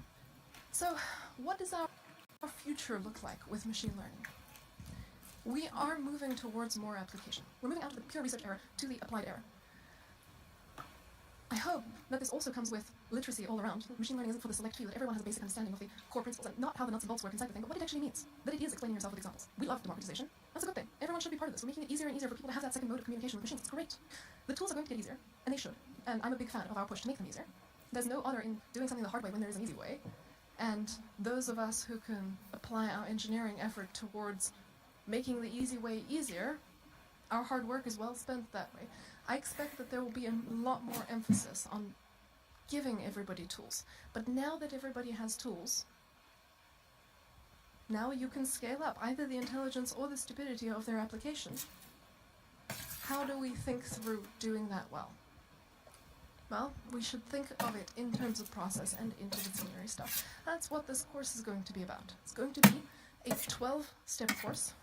All my courses are 12-step programs. For taking an idea from conception to having it running successfully in production. And we're going to use a kitchen analogy to also set our expectations for how this process is going to look. So we'll dive into the process after the break, which is coming in 3 minutes, but we'll set our expectations here with this analogy. Say you want to create a recipe for sausage, and there may be vegans in the audience, so we will make it vegan sausage. And the sausage is not only vegan, it must be low calorie, gluten-free, sugar-free, and Michelin star compatible. The goal. Our goal is to innovate in the kitchen with recipes. We can afford all kinds of microwaves and whatnot. We have that in our lovely kitchen. What is the process actually going to look like? Do you know how long it will take to get you that sausage? Can you look up the solution in a textbook and really think through the biochemistry one time and just do it once? Are you even sure that your endeavor will succeed? But how will you go about it? Well, the same way as how you go about machine learning. So let's say a preview of these 12 steps. And of course, I love 12-step programs here way too much. I force all my courses into them, and this should really have been 13 steps, so we started step 0 to make it work. So our steps, a preview of what we're going to dive into in detail after the break. Step 0 to 1. Programs here, steps. And of course, I love 12-step programs here way too much. I force all my courses into them, and this should really have been 13 steps, so we started step 0 to make it work. So our steps, a preview of what we're going to dive into in detail after the break. Step 0 to 1, asking the right questions in the first place. What are we trying to make? Which customers are we trying to please? What does it mean to succeed at this sausage? Do we have standards? That kind of stuff. 2 through 4, getting the right ingredients. And when we talk about getting the right ingredients at scale, there may be a lot to it. We're not going to, because this course is not a data engineering course, I'm not going to cover that in tremendous detail, and I want to give a nod here to how hard this actually is at scale in practice. Data engineering is not a trivial thing. I mean, at small scale, it's, can I download the spreadsheet and open it on my laptop? Yeah, sure. It's just when the scale gets big, it becomes quite a sophisticated discipline in its own right. So we're getting the ingredients, we're sourcing them, and ingredients matter, right, chefs? They matter a lot. Just because I have ingredients, I'm going to be able to have my vegan sausage. True? No, certainly not true. Steps 5 through 7. Tinkering in the kitchen, trying different stuff, and iterating towards a better recipe. 8 through 9. Actually, maybe taste it first before you subject your customers to it. So, a soft taste test, validation, the chefs in the kitchen are doing it themselves. The testing is a much more rigorous, strict process of should we actually even be putting this in front of customers? 10. Streamline your kitchen so you can start serving this. Productionization step. Because your thing that you made in a bowl is just a prototype, and if you're actually going to do this seriously and at scale, you need to think about rearranging the kitchen. And that is going to be quite an investment, which is why tasting it carefully beforehand was kind of important. You need to know whether it's worth arranging your whole kitchen and menu and everything else to be able to serve this dish. Then, actually try it on some customers first, as produced by this streamlined process of yours, to make sure that the customers like it enough for you to make it a permanent fixture on your menu. Don't just add it to your menu and hope. There might have been some bugs introduced into how you arranged your kitchen. Or maybe your customers just hated the dish, and you didn't realize that because your prototyping process didn't reveal it to you. And then finally, it's going to be the gift that keeps giving. You're going to have to maintain and monitor this thing in perpetuity, and your world is allowed to change. You were expecting that you can source rice, and suddenly there's no more rice in the world. Well, what are you going to do about it? What's your plan? Now, hope is not a strategy, you need a plan. And how do you think through that planning? And that's what we're going to cover after the break. and I'm here for questions. So let's dive into our 12 steps, starting with step 0. Should we even be using machine learning? And to think about this, we need to be fully aware of what machine learning is about, which is label all the things. So we are doing this in order to label things. If we cannot even think of what things need labeling, we're going to have a problem.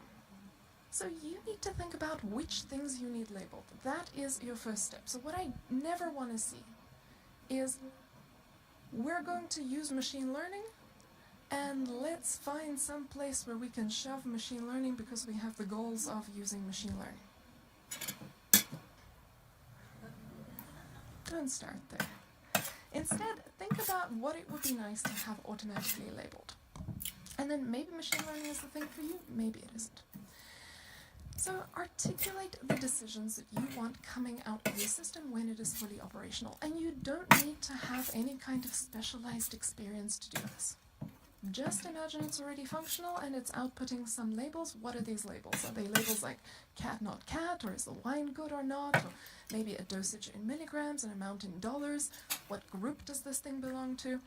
So the sort of label that you want is going to determine what kind of machine learning system you're looking for. So let's learn about some machine learning jargon to do with labels.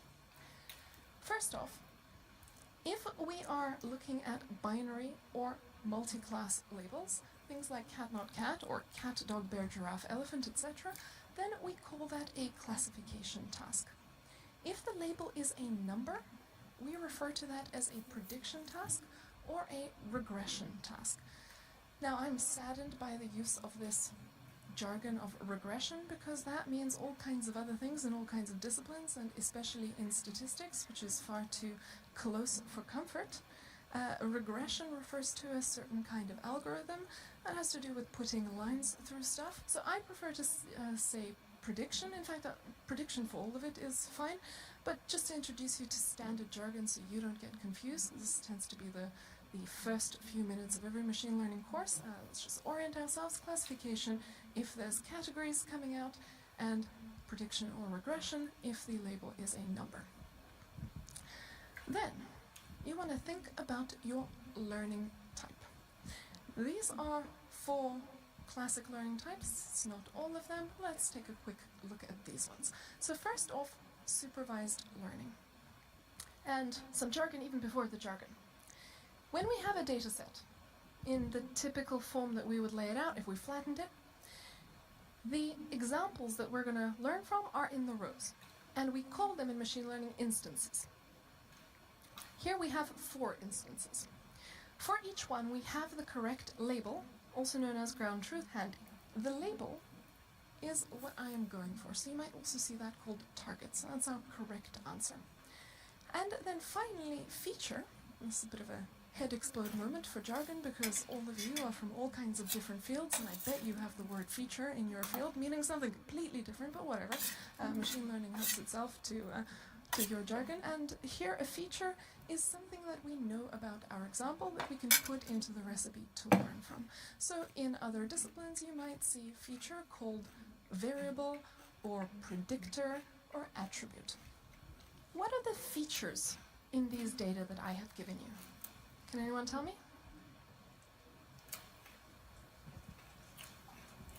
All I have given you is the information about what color the pixels are.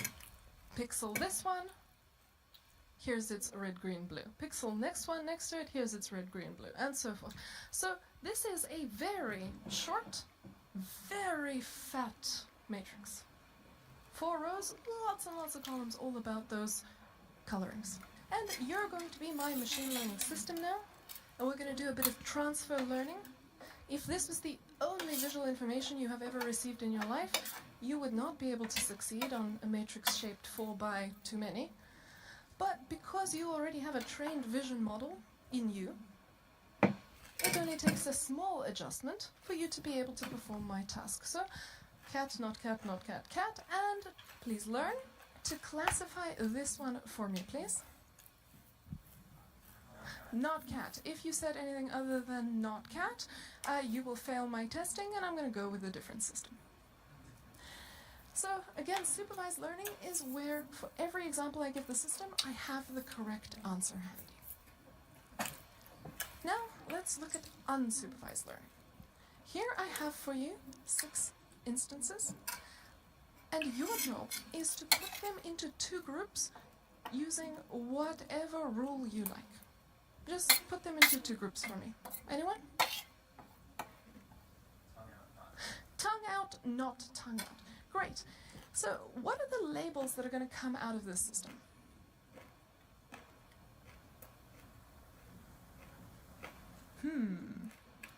Are they tongue out, not tongue out? Or am I doing some trickery? The labels that are going to come out are just like A and B, or 1 and 2. They have no human interpretable meaning. The tongue out, not tongue out, is the recipe that we're going to use to separate them. The output is just like thing 1, thing 2.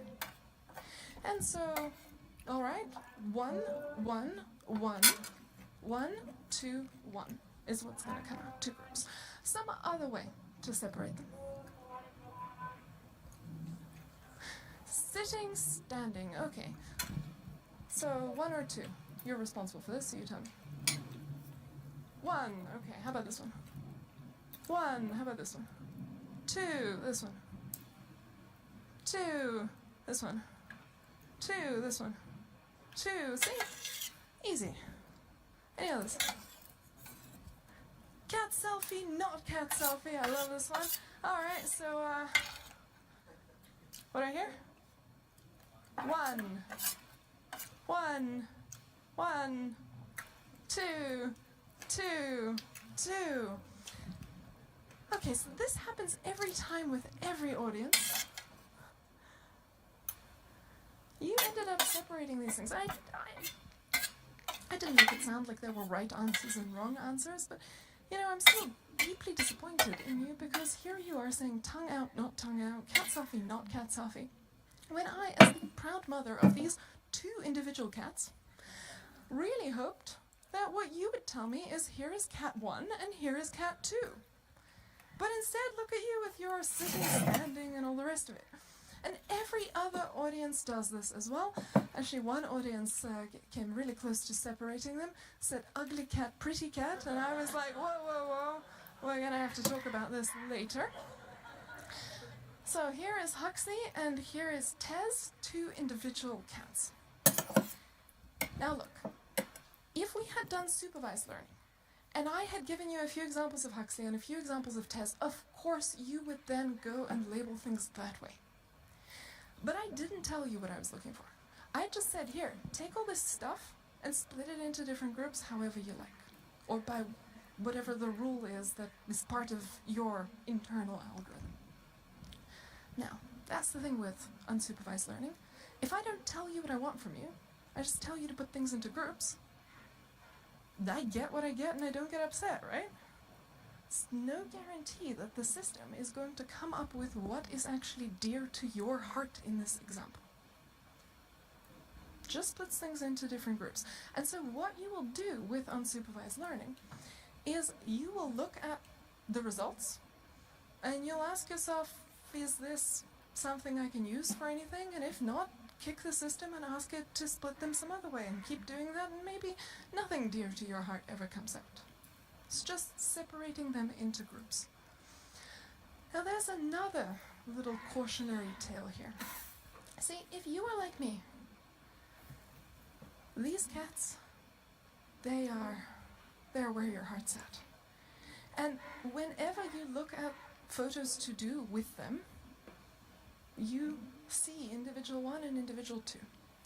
And you expect the machine learning system to be looking for that because it's precious for you. And then, let's suppose the system does give you these splits. 1, 1, 1, 2, 2, 2. The human foible here is to think, look, machine learning is separating Huxley from Tesla. You'd think, right? Except maybe it turns out that what it's doing is asking radiator, not radiator. And all the photographs that we took of the first cat didn't have radiator, and all the ones that we took of the second cat did. Or maybe the first set of photographs was all taken on a sunny day, and the second set was all taken on a cloudy day. Well, how do you know that this rule has any human interpretation? At this point you don't, and you shouldn't, and you should stay cautious. If you want to ask whether there is that story in these photographs, you need to make sure that you design an exam for this system with new data, where if the system passes that exam, the only interpretation can be that the story is true. So the exam had better have cats taken on the same weather conditions across a variety of locations in the apartment, and then if it still separates them in this way, then you have a bit of evidence to start talking about perhaps it is finding Huxley and Tesla. But don't trust that because this is what's dear to you, it is also doing this. Yep. And the other little cautionary lesson that we get here is you, humans, you're a pretty good algorithm for this. I want you to remember that you didn't find what I cared about. You didn't pull out the two cats. So a data scientist going about applied machine learning, expecting that the algorithm is going to give them what they care about, well, they are possibly in for some disappointment. And don't think things like machine learning is better than humans, so it can do things humans can't, so I expect it to work here where humans will fail. Don't expect the reverse either. Oh, humans are so good at all these tasks, they're going to get everything I care about. In fact, this whole testing thing, it holds not only for machine learning, it also holds for stories that humans come up with based on data. When you look at some data and you form some opinion, if you want to be able to take that opinion seriously, design an exam, and check that that little recipe that is your opinion actually works on the new situation also. So unsupervised learning is the search for patterns. This is where you don't have any labels, and some keywords here are data mining or clustering. Then, semi-supervised learning, exactly what it sounds like. This is where some of your data are labeled and some are not. So imagine that you're really excited to build yourself a cat no cat classifier. And of course for that you need data, so you download 1 million images, you grab your 6-pack of Red Bull because you want to do supervised learning, and you start labeling them as cat not cat. Cat not cat not cat, cat not cat. And by the time that you are about halfway through, exactly,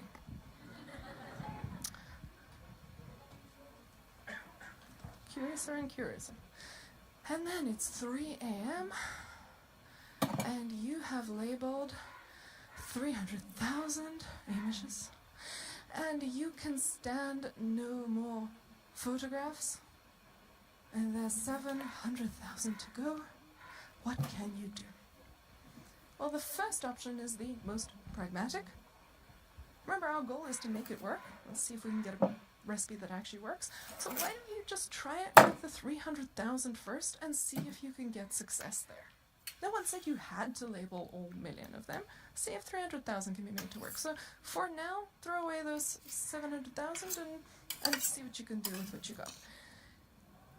If that is not good enough for you, then you don't have to go straight for labeling all the others.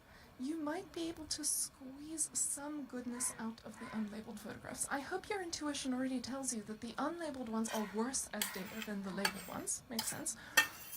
But they're better than nothing.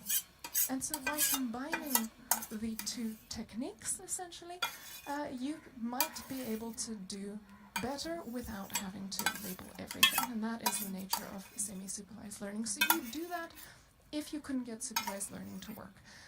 I want to point out that we are never here by choice.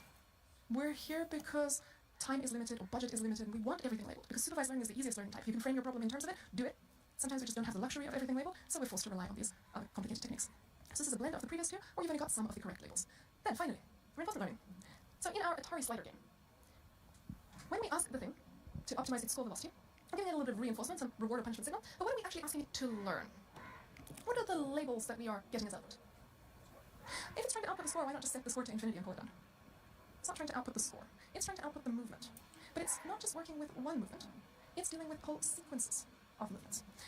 The thing that really separates it from supervised learning is that there isn't immediate feedback for every individual move. When we move our little paddle left, for that move, we don't get immediate feedback. We don't know if that move is the one that's going to be responsible for us dropping off the screen later. There's some element of delayed feedback, and you're dealing with whole sequences of stuff. Then you need to go to reinforcement learning, and that is, I'm sorry to say, harder than supervised learning. So you can diagnose your task. If you're dealing with sequences of actions, there's some notion of reward or punishment, there's some notion of score. There's delayed feedback, so you don't get an immediate signal for the total goodness of every little movement. And the system influences its environment and input. So there's that last bit. The actions that the system takes also influences the data that it will be seeing. So if you have all these, you have reinforcement learning. Reinforcement learning today is hard. You are going to have to be buddies with the researchers. If you read research blogs, they'll tell you the gory truth of what's actually involved here, which is a lot of failure. And they will, there's a blog I love by a Googler on this topic where he describes just, it's best to just think of this as a demon that hates you. and then you'll feel better about it. It's beautiful when it works. Most of the time it doesn't. So we'll focus on supervised learning for the rest of this course, but now at least you know how to diagnose whether you have this one. Just very researchy today. Okay, so if you cannot even imagine what sort of decisions or labels you want, please stop. Machine learning is not for you, not yet. Maybe you want some other area in data science, like data mining, descriptive analytics. Actually, let's talk about what is data science even. I think of data science as the discipline of making data useful, and within that discipline, you have statistical inference, you have data mining or descriptive analytics, you have machine learning, all under that umbrella. How do you figure out which one is which? I mean, some people will joke that machine learning is just statistics on a Mac and stuff like that. I quite disagree with that. Let's see if we can figure out a taxonomy. So one proposal, I hope you're enraged, I am, is based on the tooling. No. You can, with some creativity, use all of them for all of them, especially since we at Google are doing things like making BigQuery able to do ML for you. So now you can have machine learning right in SQL, so that's just confusing if you try to do it based on tooling. So instead, how about not that? How about the algorithms and math stuff? Actually, a good data scientist with cunning and the right level of stubborn perversity can use any algorithm for any of these things. It's not the algorithm that determines which is which. So instead, I propose this separation. None, many, few. Any guesses what none, many, few refers to? Data points? Whoa, hang on. How do we describe when you don't have any data? I think we'll have a problem. The number of decisions exactly. Here in data mining and descriptive analytics, we are not making any decisions. We are simply trying to get inspired from data. We're having a look at what is here. And we're then learning what is here, and we're not taking it too seriously. We're not learning anything beyond what is here in our data. In machine learning, we are going beyond our data in the sense that we are trying to make a recipe that's supposed to work on new stuff beyond the data that we have on hand. And statistical inference, statistics for short, is for making one or a few careful, important decisions where we don't have the correct answers until we've made the decision, and then the universe punishes us or doesn't. So we are carefully working with making a few important decisions. And the whole discipline together, data science, you can think of that as the discipline of making our data useful. Let's have a flowchart to diagnose which one we're dealing with. So our first question should always be, are we making decisions? And if the answer is no, descriptive analytics, data mining, that's the one for you. And if you want those fancy algorithms, you can use machine learning algorithms for descriptive analytics. You can use statsy stuff like t-tests for descriptive analytics. It's just the way that you use them is very different. You don't worry about the philosophy behind it. You don't worry about whether it's right or wrong. You quickly apply a whole lot of different algorithms, and you see if anything seems to inspire you. And whatever inspiration you get, you just interpret that as, when this math is applied to these data, the combination together gives me this result. What does it mean? Nothing yet. If I'm going to go for meaning beyond the data, then I have to look at one of the other two areas. So descriptive analytics in some sense is like a printer. Let's take this image and see what is here. It Which starts there out a as mosquito a thing on and an it's SD so card that we cold. can't make any sense of, so we can't get inspired Bro. from it. Well, let's look at it and see if there's any inspiration. And just like with photographs, you should know that if you are walking down the street and you stumble upon some image lying on the pavement, you shouldn't pick that up and learn all kinds of marvelous things beyond that photograph. Data science is essentially Photoshop. You can do benign things with Photoshop, like have a look at what is here. You can also slice it and dice it and make it tell any story you want. So if you want to use that photograph for decision making beyond what's in the image, you need to be in control of how that image was taken, and you need to be in control of what has to be in that photograph in the first place to sway your opinion. If you just found some data lying around and you looked at it, please don't take it too seriously. All it says is, this is what happens to be in this particular image as it is sitting in front of me. And that could be inspiring. Just don't learn more from it than you should. Next question. If we are making decisions, can we just look up the answer? So maybe our decision is directly based on last year's revenue figure. Let's look up last year's revenue figure and off we go. Well, back to descriptive analytics, just look up the answer. You're dealing with facts. But if you can't look up the answer because all the data you care about isn't available to you, like you care about tomorrow's data, and you only have today's data, well, then you have to deal with one of the others. So then the next question is, how many decisions? And if your answer here is many, machine learning is what you want. And that is where we build a recipe out of today's photos, out of this pile of photos, that we might use for determining whether we have a truck in a photo we take tomorrow. We're making a recipe out of our old data to succeed in new situations. If the answer is few, next question is, are we scared? Is the decision important? Because if the decision's like, hey, based on what's going on in fashion today, should I buy a blue t-shirt or a white t-shirt? Please don't waste your PhD statistician's time on this. Get inspired and go buy your t-shirt. It's only when the decision is important, when it matters, when you want to make it carefully, rigorously, in a risk-controlled manner, that you want statistical inference. And in order to purchase that rigor and careful control, all the conditions need to be carefully put in place. You don't get those guarantees just by sort of math on some bad data and off we go. Everything has to be done carefully, especially the framing of the conditions at the beginning, which the decision maker makes. So what's a really careful risk-controlled decision that we might want to make? Should we launch this machine learning system we've built? This is a system that's important. If it doesn't operate correctly, we'll lose all our users.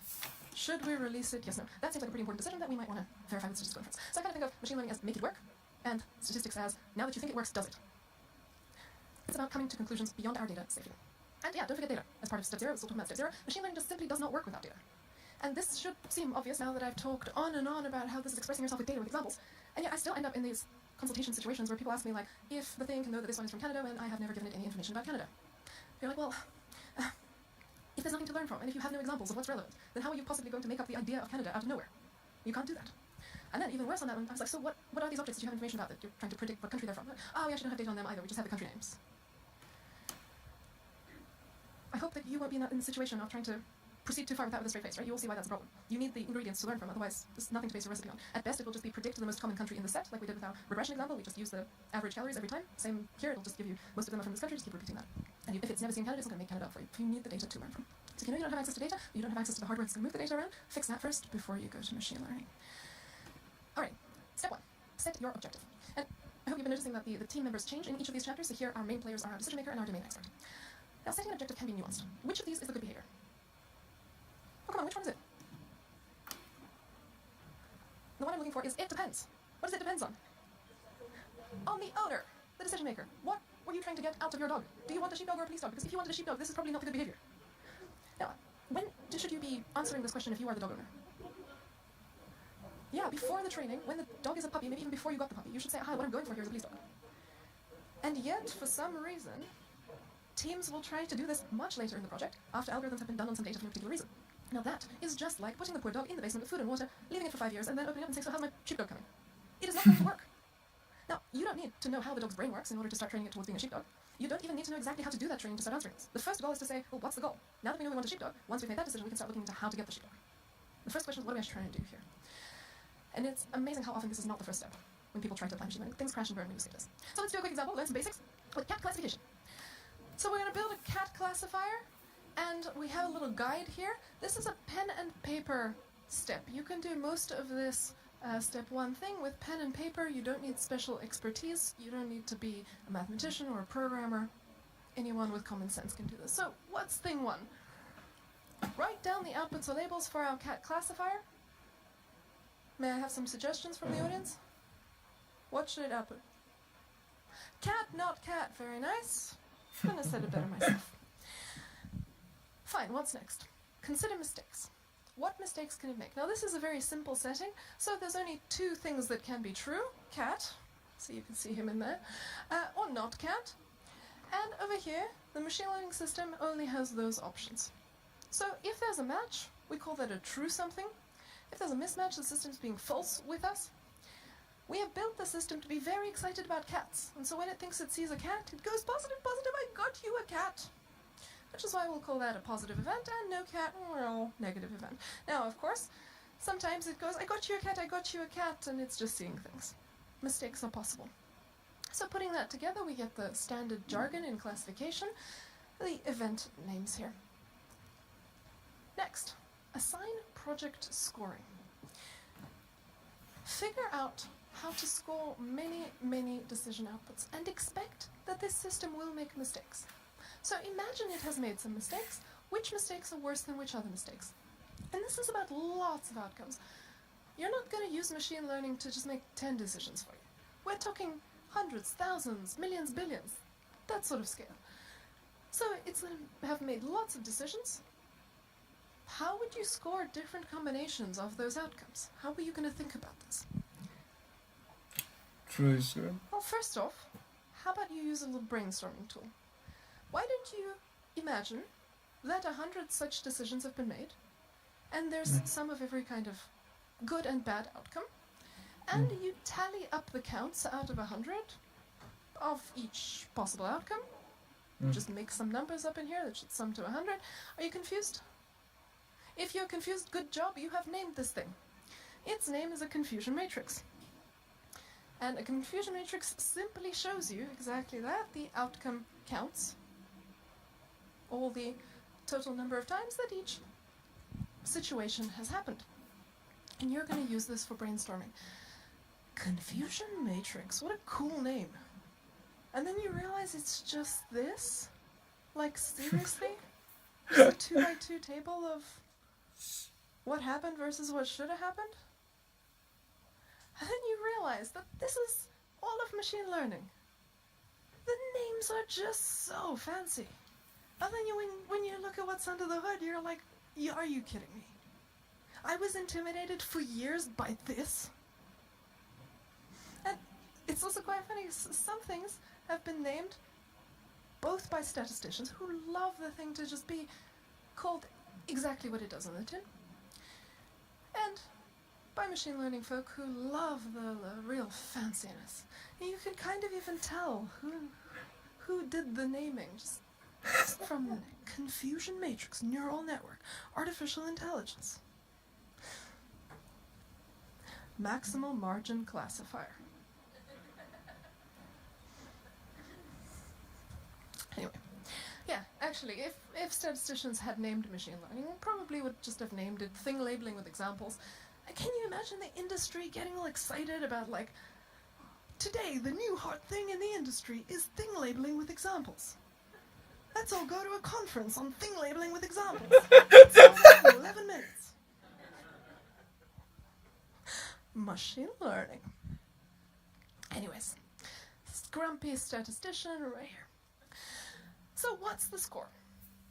Well, the score is up to the decision maker, and there's lots of options. It comes down to what is important to the business. The decision maker chooses this. This whole thing, decision maker, see it as a board game that you are making.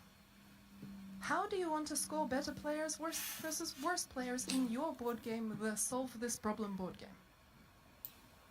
Which outcomes are worse than which other outcomes? That's up to you. And let no nerd ever bully you on this. Because the machine learning research folk, they work on building the algorithms, and there's certain things to do with the algorithms that make them like various scoring functions. We'll talk about that shortly. It doesn't matter what scoring functions they like. What matters is what is important to your business. That is how you should evaluate the performance of your system. How well does it deliver on what you have asked for? So please ignore all that stuff. It might come at you, and I'll explain to you why it might come at you. And seriously, just go with your heart. How do I want to score this? And remember how important it is to pick a metric carefully. We looked at that parking lot example. Picking a bad metric can tank your business, or worse. So then we're going to ask about the various types of mistakes. They're just going to see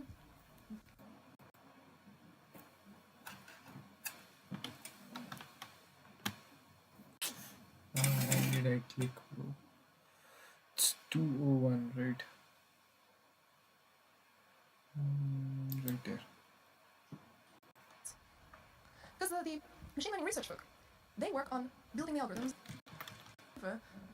on what you have asked. So please ignore all that stuff. It might come at you, and I'll explain to you why it might come at you. And seriously, just go with your heart. How do I want to score this? And remember how important it is to pick a metric carefully. We looked at that parking lot example. Picking a bad metric can tank your business, or worse. So we're going to ask about the various types of mistakes. They're just going to see which one should get a worse score than which other one. So they're going to imagine that 100 photographs were classified, there were some mistakes. What's worse, this situation where we made up a bunch of cats but we didn't miss so many, or this situation where it's reversed? How differently do you want to score these things? And by searching your soul a whole lot, you come up with a scoring function which we'll call the business performance metric. So let's create that performance metric. And there are a lot of options here. Not only these, many more, but here are some classic ones. So let's learn these classics. So accuracy, precision, and recall are the ones that you'll find in many 101 courses. Let's look at them. But before we do that, I need you to help me classify these images as cat, not cat. So everybody shout, just to wake yourselves up. Cat, not cat. Cat. Cat. Cat. Not cat. Cat. Not cat. Not cat. Not cat. Mhm, Okay. mhm. Big cat is not an allowable option. We said at the beginning, that's why we did this at the beginning, cat or not cat. Big cat and maybe cat aren't allowed. You see Okay. now why the decision maker is so important. The right answer here depends on why the system exists and what we're trying to achieve with it. And I guess I better fill those big shoes for the purpose of our example. So I'm going to tell you that the system exists as a pet recommender, and whenever it says cat, it should be saying cat about something that's from the cat family, which in its standard adult form is safe to cuddle. Not cat. If you're still saying cat, take out more life insurance. Machine learning has to go. Oh dear. Thanks, machine learning. So this is where it says not cat, that's where it says cat. Let's compute accuracy. That's simply how many did we get right. So we got 3 right out of 8. There's our accuracy. Let's practice saying these labels out loud. This one is true positive. How about that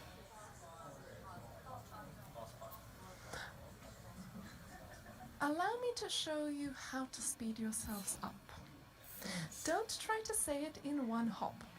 True positive, false positive, whatever. Instead, did it think we got a cat? Did it get it right or not? Let's start with the second one. Did it get it right or not? That's false. Did it think it found a cat? That's positive. False positive. False positive. True negative. Say, don't think of them together. True. Not cat. Negative. False negative. There you go. And so when you are fluently showing off that you are totally cool with this whole classification. Wait. Ah, How about that one? it's bad.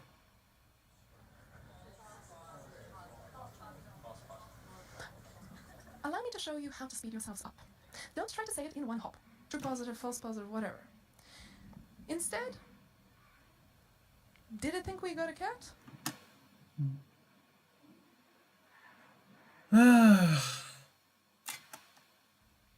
Did it get it right or not? Let's start with the second one. Did it get it right or not? That's false. Yes. It, uh, it did get right. Right. Did it get it right or not? Yes, it is not a cat. It's a hamster. Did it think it found a cat? Uh, did it found? Did it think that it found the cat? That's positive. Negative. Positive. Huh? Oh wait. It thought this was a cat, but this is not. So got it. False positive. False positive. False True positive. negative. True Say, negative. don't think of them together. True. Negative. Not Yes, it's true that it's not a cat. cat. Negative. It's false that it's not a cat. False negative. There you go. And so when you are fluently showing off that you are totally cool with this whole classification conversation that's going on in the meeting, you'll usually separate them in your mind first, thing to ramp up your fluency. Okay, let's look at the other metrics. First, precision. Precision is the fraction of actual cats among the cats that the system found. So in order to do that, in order to compute that metric, let us ignore all the things it didn't find as cats. Boom, gone. This is our denominator. All the ones it presented to us as cats. Of them, how many were actually cats? 2. Giving us a precision of 2 out of 5, 40%. Recall has the same numerator, different denominator. Recall says, of the things that were there that were actually cats, how many of them did it return for us? In order to compute it, we need to know what was actually a cat here. And that's those 4. And of them, how many did it give us back correctly? 2 out of 4, giving us a recall of 50%. So different metric. Now, whether you'll be in more of a precision mindset or more of a recall mindset depends on your application. So let's brainstorm. You're going to tell me more precision or more recall for these 2 examples. So for the first example, you are busy people, yes, everybody? And you read, everybody literate, yeah? Okay. I posit that there are more books in existence that you will enjoy than you could read in all the spare time that you have. Yes? Happy? Okay. So you want to build a book recommender that is going to suggest to you what to read. Suggest to you that you like it, don't like it labeling for books. Will you be in more of a precision mindset or a recall mindset? What do you say? I'm hearing precision, and that is correct. If you want a recall mindset, you're saying, I need an exhaustive list of every book that I could possibly like, and I'm willing to accept duds also. Now, who's got the time for that? Come on. Precision is a way of saying, hey, don't waste my time. Leave things out. Leave out books that I would like. Yes. But what you return for me, let that actually be good. That's what precision is. Right, let's try another example. When we're not reading books, what's our other favorite weekend activity? Robbing houses of jewelry. Now, when you are robbing a house and you have a big bag, are you in a recall or precision mindset? If you're saying precision, you are going into that house with your jeweler's magnifying glass, and you are checking every item. Is it valuable or not? Because you'd better not get any costume jewelry in your bag. Is that how we rob houses? No, you're flinging everything in there because you don't mind getting the duds in your bag. You want to make sure you don't miss out on the diamonds. You want to make sure that of everything that was valuable in this house, you got all of that. And if some plastic comes along for the ride, you're cool with that. That is recall. And so, again, depends very much on your application which one you want to go for. To summarize, a system with high precision is going to leave good things out. But what it returns is of high quality. A system with high recall is going to give you a lot of duds, a lot of plastic jewelry, but it returns most of the good items that were there all along. And you don't have to go for one or the other. We have accuracy, which is all mistakes equally bad.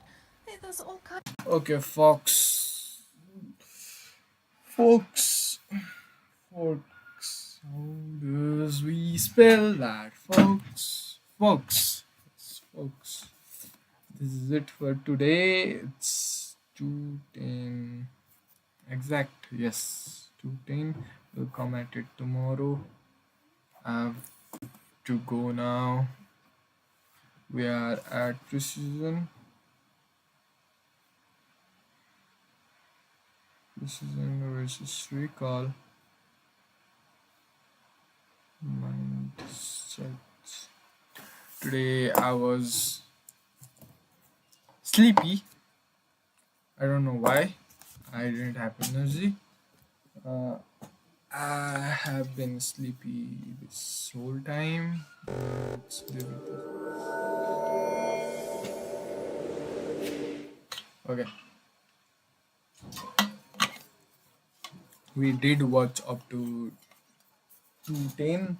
That was just basic machine learning things.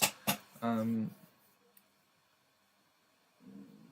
I thought this would be like, as it said, it was captured. It was recorded on 2018, so it demotivated me for a bit because of that. But I was sleepy nonetheless, so we can't say anything about that. We can get knowledge from it. I know. I will finish this. We will finish this, of course. It's 4 hours now. Now we have to take 4 hours. If we can complete it tomorrow, is what I think. Even if we can't, there will be some room for day after tomorrow. We will do it day after tomorrow. On that day, I'll reveal my project too, which I have not been looking at for 17 months. And what was I talking about? Yes. I look for courses that I can look like this. I sat for 2 hours to watch a course. This is not me, and this is helping me, I guess. I'll sit up to now for the courses as well. Uh, okay, never mind. Yes, that's it for the courses as well. Let's go do typing now, and we'll see you then. Monkey type.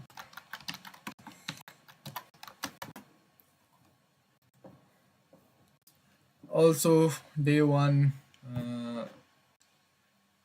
I used Spotify playlist for that non-copyright music. I thought there would be a playlist where non-copyright songs are present. They kept, but there was Nefx songs which were not copyrighted, but Drake's song, Believer, Dragon one, and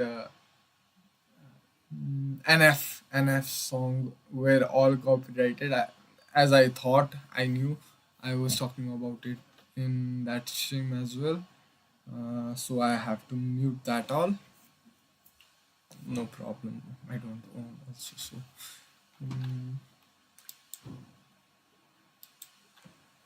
it's storing this long form video, so I don't mind as well. This is just my database for keeping me glued to learning, as I have completed today.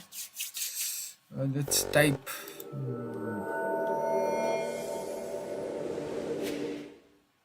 Okay, we're back. Let's do this for around 10 minutes.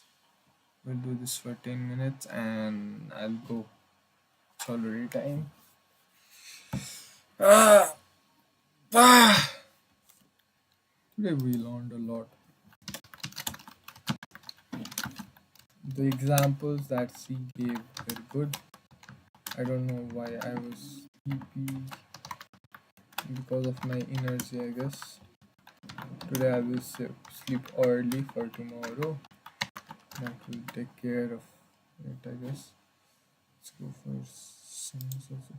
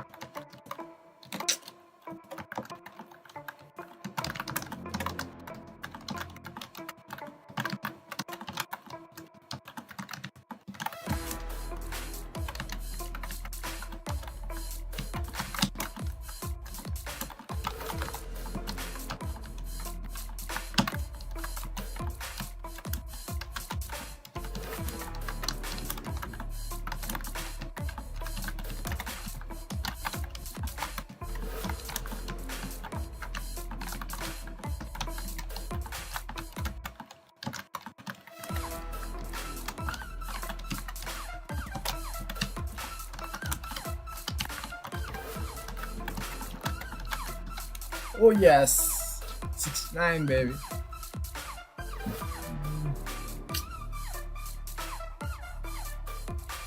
Bro, look at my burst.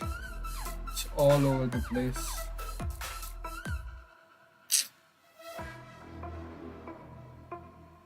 Burst is so. Sometimes it's so powerful. Sometimes it's so bad.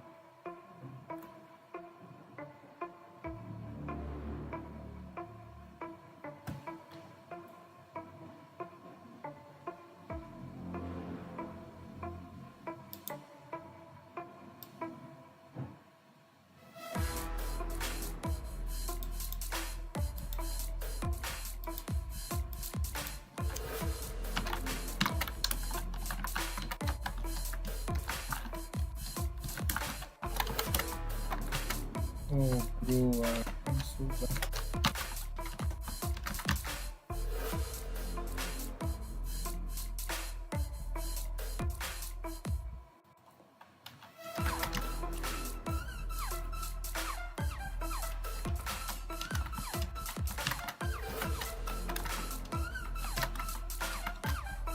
Uh,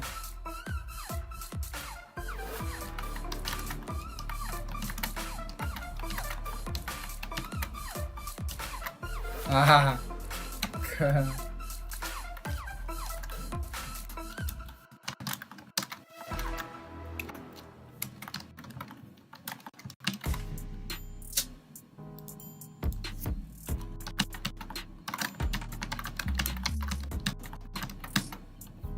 83. Damn.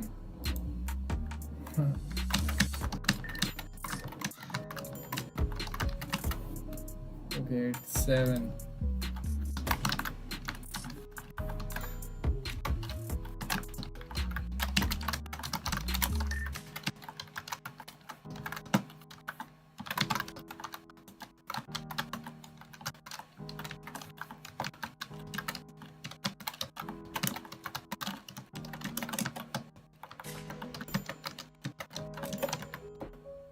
Oh, shoot, brother, shoot.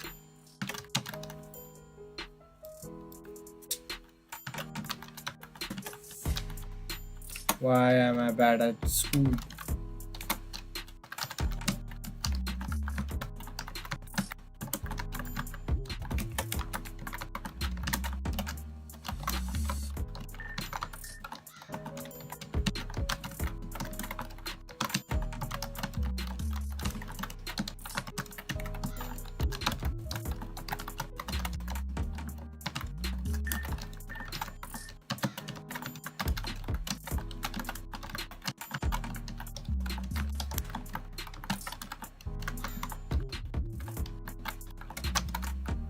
Ah! Why so bad?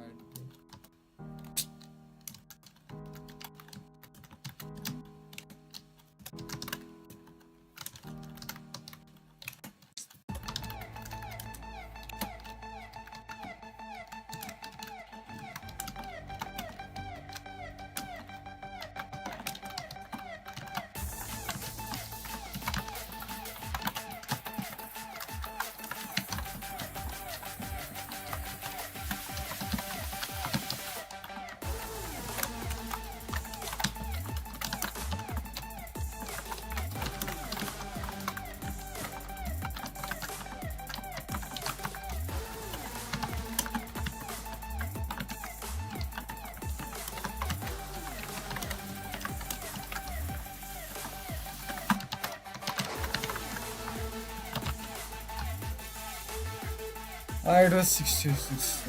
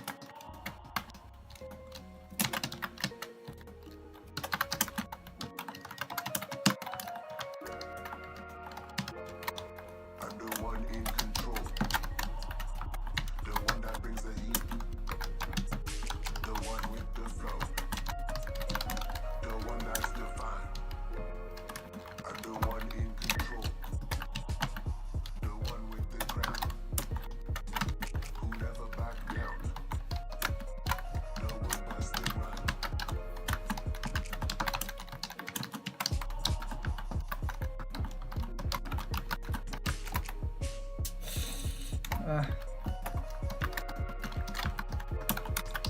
The one this is in last. control. The one that brings the heat. The one with the flow. The one that's defined. The one in control. That The one that brings the heat. was the last one. The one with the flow. The untouchable. We'll continue from here All tomorrow, kinds. The one with the crown. right at this time. Who never back down. Then see you The one busting rhymes. tomorrow.